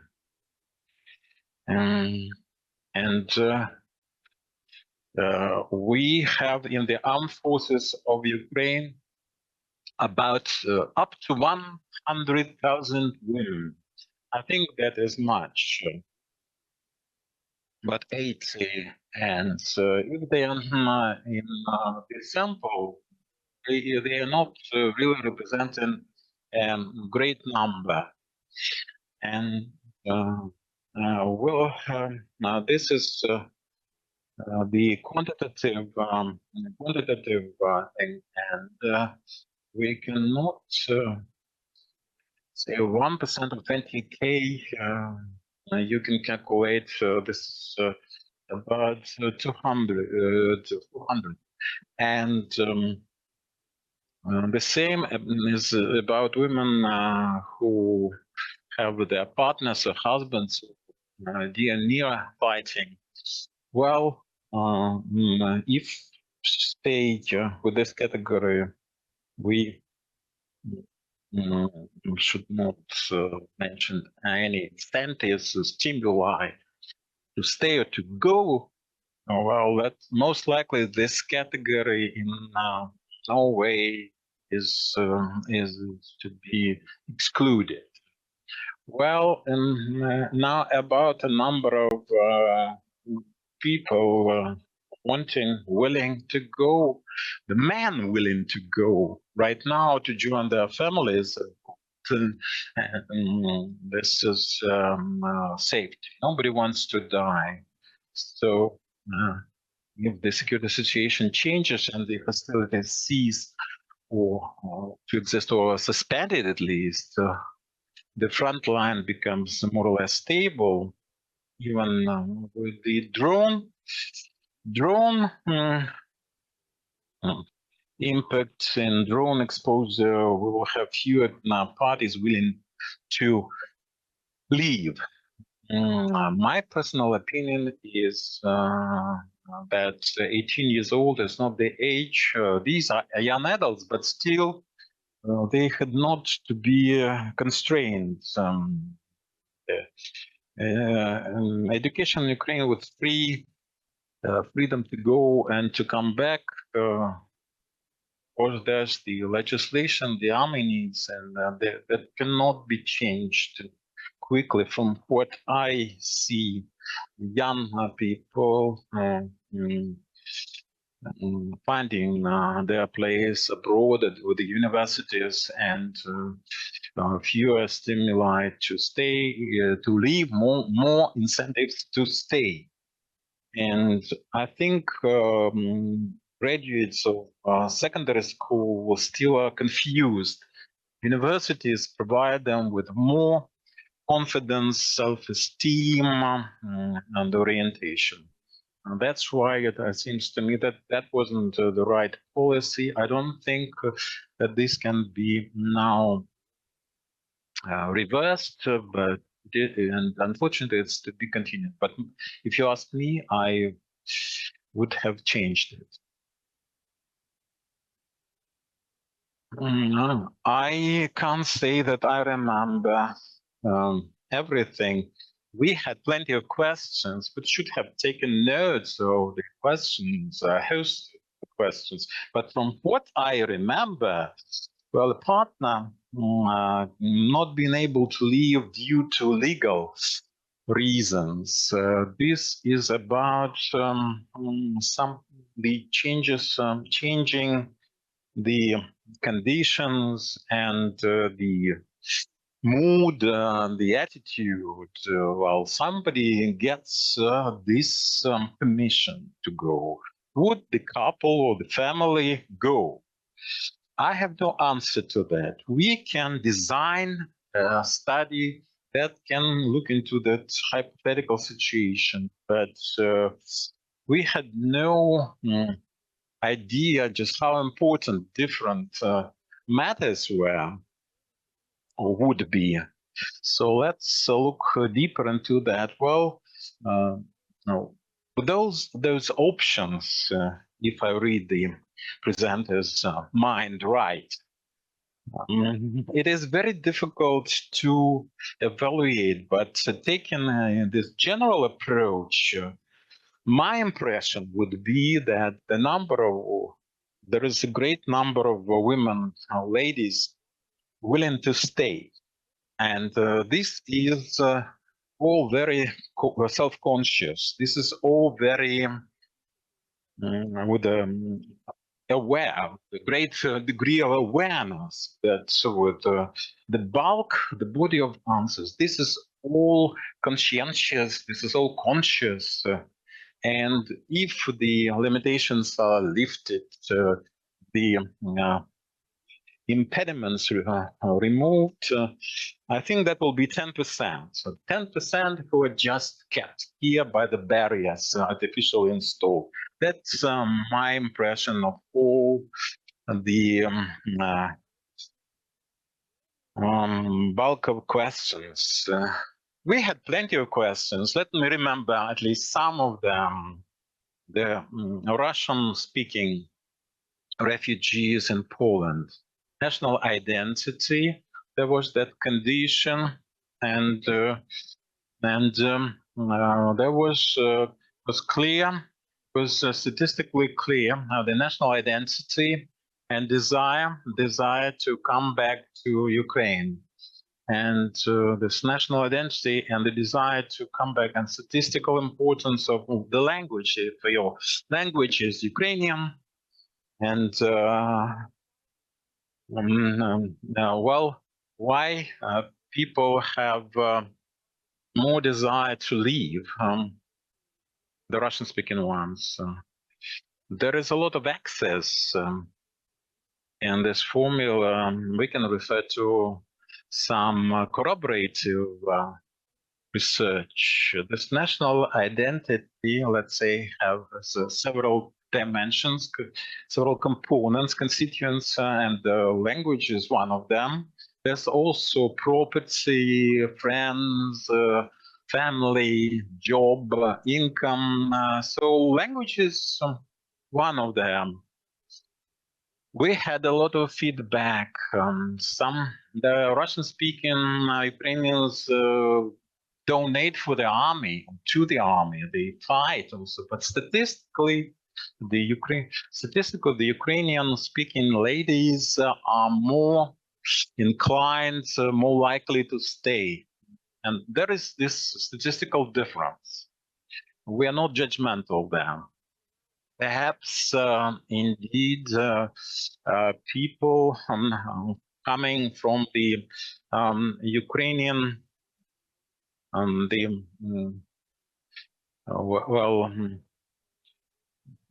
it is very difficult for people to change the attitude, break the attitude, form the new ones, and there's this feeling of home, of identity, of belonging, of ownership, and it is all formed with the place where you belong, the language of the village. Women in the armed forces, and 1%, and this is the motivation. This is the and this type requires some additional research, and this is the pattern that I would like to make two deliberate comments, because there's this overlap with our research. What was also important for us, in fact, there's this overestimated flow of men or women together with men. After the end of the war, they will go, and among the refugees, we have fewer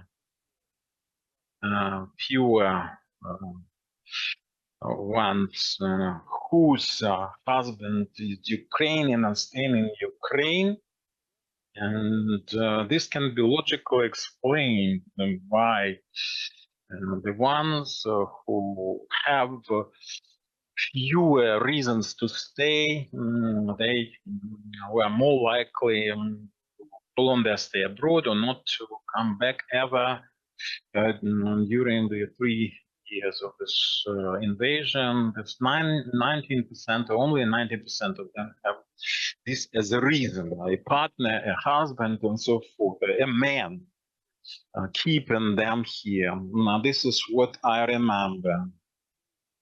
And about this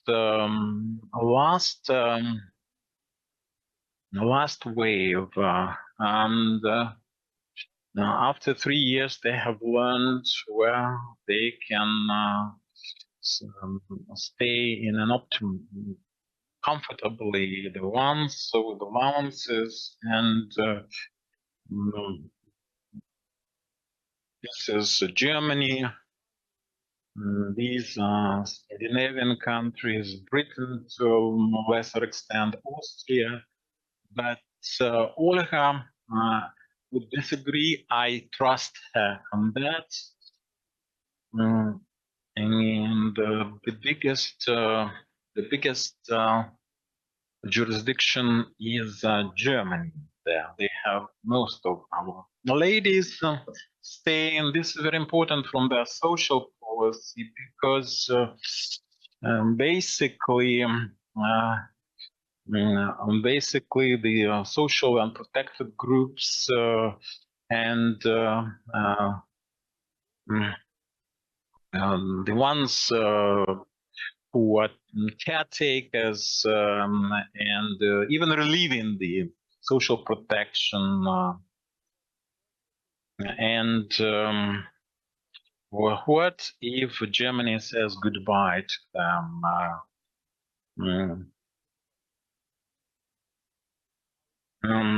Yeah, well, the most this is about Ukrainians in Poland. This is the big concentration of Ukrainians in Poland who are working, holding jobs with a lower qualification, and Poland is well, I do not understand the math. They're using the calculus for IDP to gain the status if it is about somebody leaving the hostilities areas. The only explanation, these risks, and they. This is about, and this is the comeback, and they have to come back somewhere.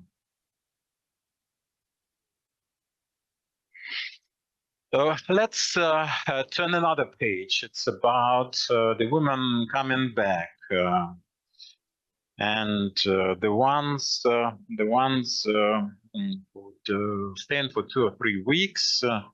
That was very conscientious. If you understand the well, 2 or 3 people going to Przemysl, then to Warsaw, Poland, and people, families consisting of 3 people, 25,000 hryvnia just to get there, to Germany, to Poland, and to make a start. So this is big money for the majority of people we're discussing here. They are financially incapable. So maybe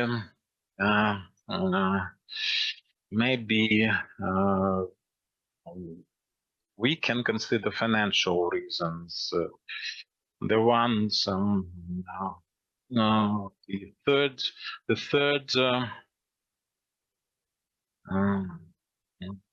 reason is financially independent ladies or the third category, the 30 to 39, 6%, the category, and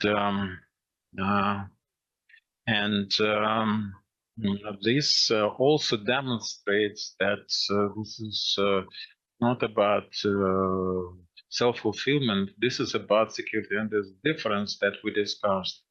Women abroad, they think that it is much more difficult, and that was something that we had to adjust. And this is more about security. The ones coming back, the returnees, and this is something that we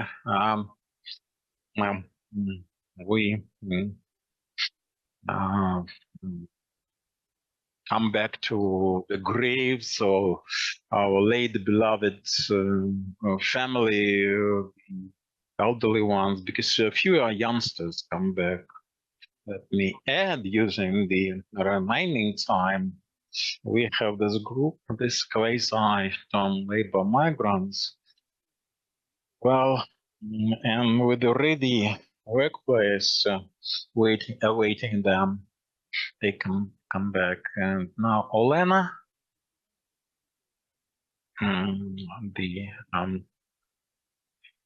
your presentation, and then Ilona's presentation. About this service, we are doing a lot, but communication-wise, many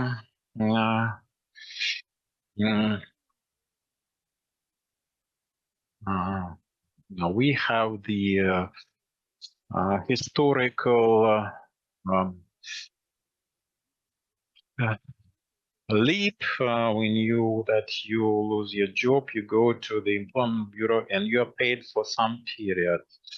And people could not be passive.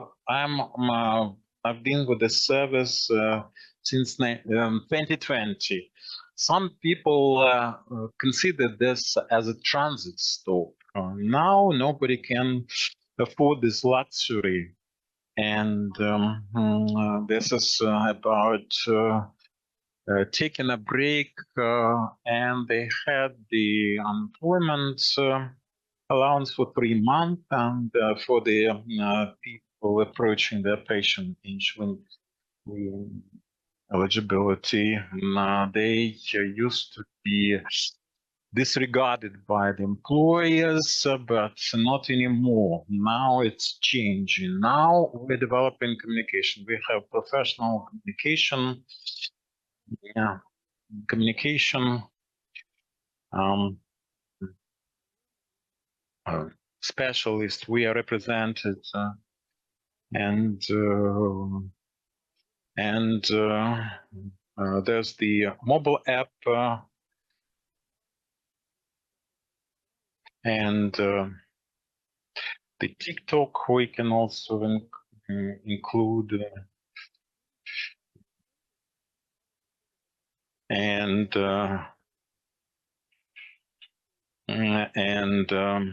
this is from business, this is social request, and this is the international partners.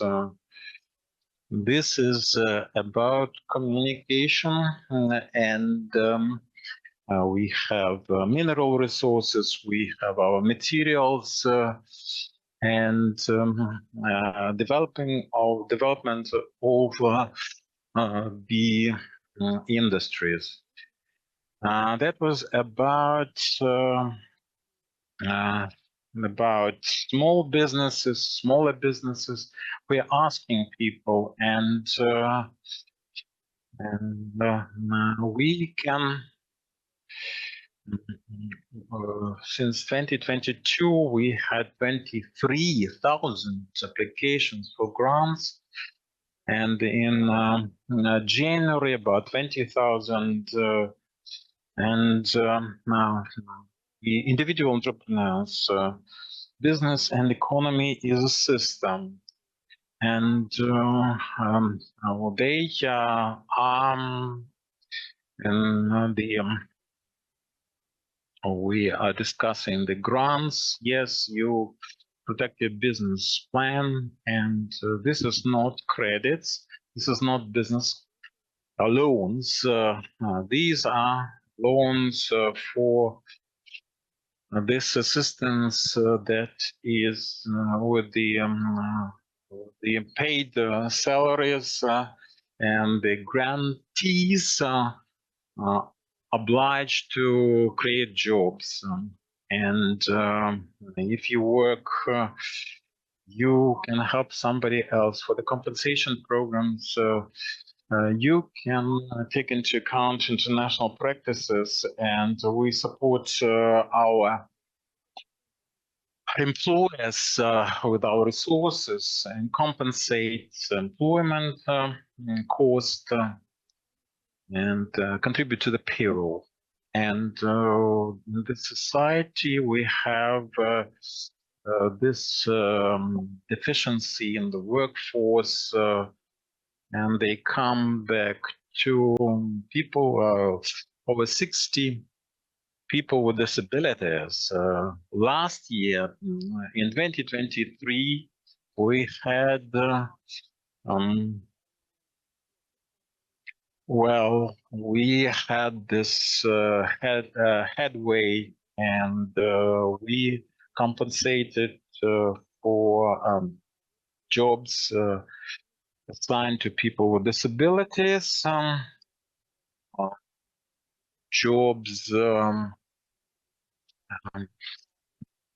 reserved for them, and for the ones being demobilized and self-employed individual entrepreneurs with veteran status to continue their business activity or to start to become startups.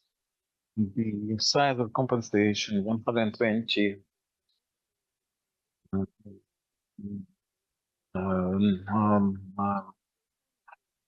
1900 received. A separate topic I would like to discuss using the remaining time. We have about 100 occupations when you can get additional qualification. This is for IDPs, businesses developing, and when people come back, they have to catch up. And business has to be states of the art. Operators of the systems, on production systems that have to use computerized equipment, and the equipment is changing, and we have some black boxes, we have some things that Odessa centers, and we are ready to see everyone for the Center of Education, vocational training. Now I'm ready for the questions. Thank you very much. Ilona, your presentation now. Thank you, Oksana. Thank you for drawing our attention to this paradigm, being proud to our own, and our own, the sense of ownership. It is my country, that's the choice. And I discussed looking into the skills, opportunities, social connections, and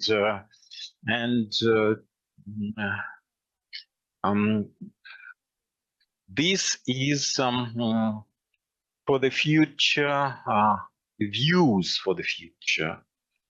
And my experience is in strategic planning. Strategic planning, you see, is about seeing something that unites our interests of everyone and for everybody to aspire in a very organic fashion for the biggest number of people imaginable. This is what I hear from you, and this is what I like to discuss in my presentation. Darina Marchak was referring to this very need to have the vision of the future, and this is something that we can see.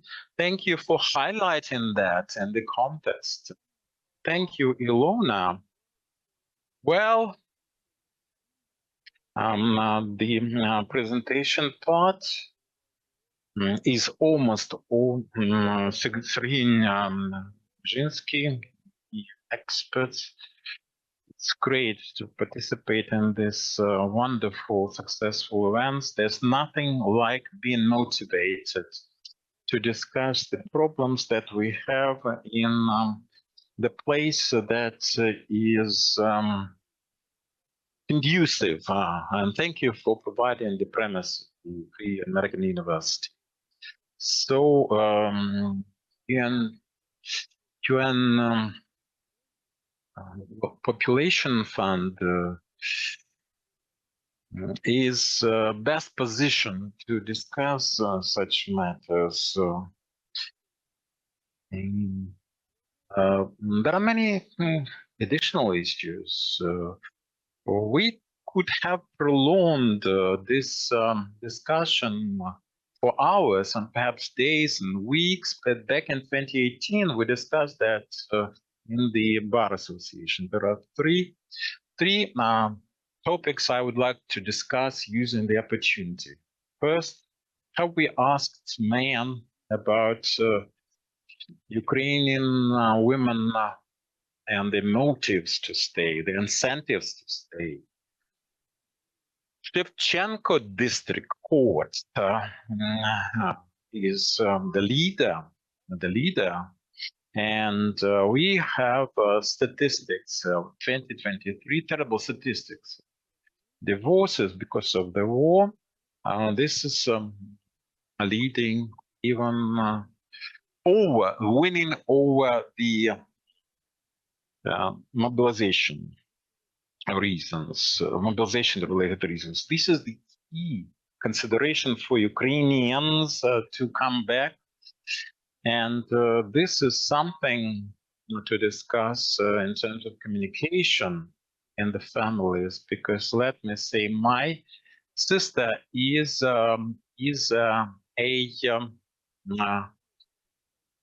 combatant, ex-combatant.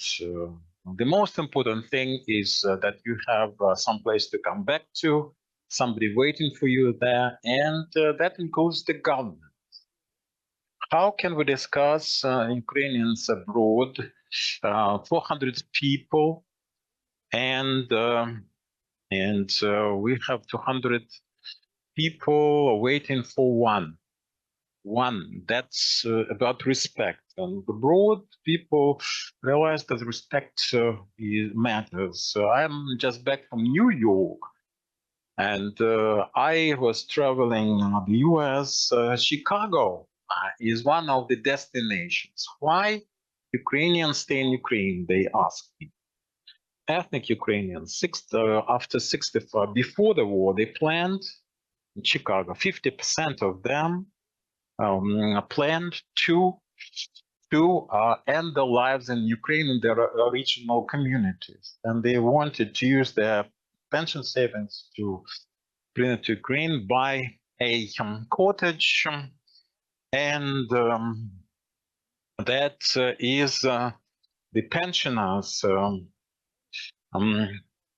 and this is with the $2 million. That's what you need. That's why pensioners abroad, they can use their time, take their time traveling,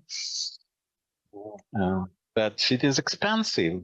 So those pensioners are prospects, there is a prospects for Ukraine. We have to think about it. According to the migration service that we looking up to and waiting for, 70% of the citizens of Ukraine as of 2025 had no international passports. And one of the stages, and I suggest we discuss it now, this is the research, and this is something and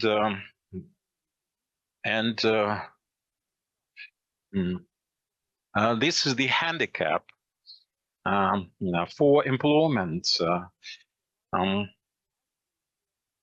The island in Austria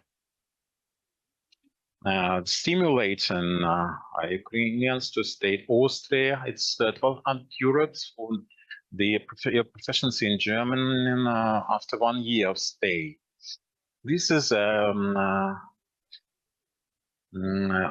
factor to conjure with, so to speak. This is very important. Gender, education, and the most important thing is for the principal criteria. And we have to understand the strategy to be translated into the action plan for us to discuss specific action. And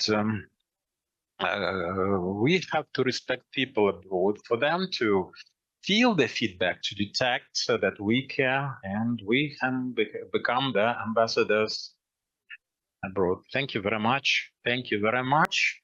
And now back to our moderator for subsequent presentations. I understand that we have plenty of time for some refreshment. After this very exciting, prolonged event, and thank you very much for coming. Thank you very much for the ones joining us online. Thank you for the ones to the ones. And have a nice and sunny day. And thank you very much.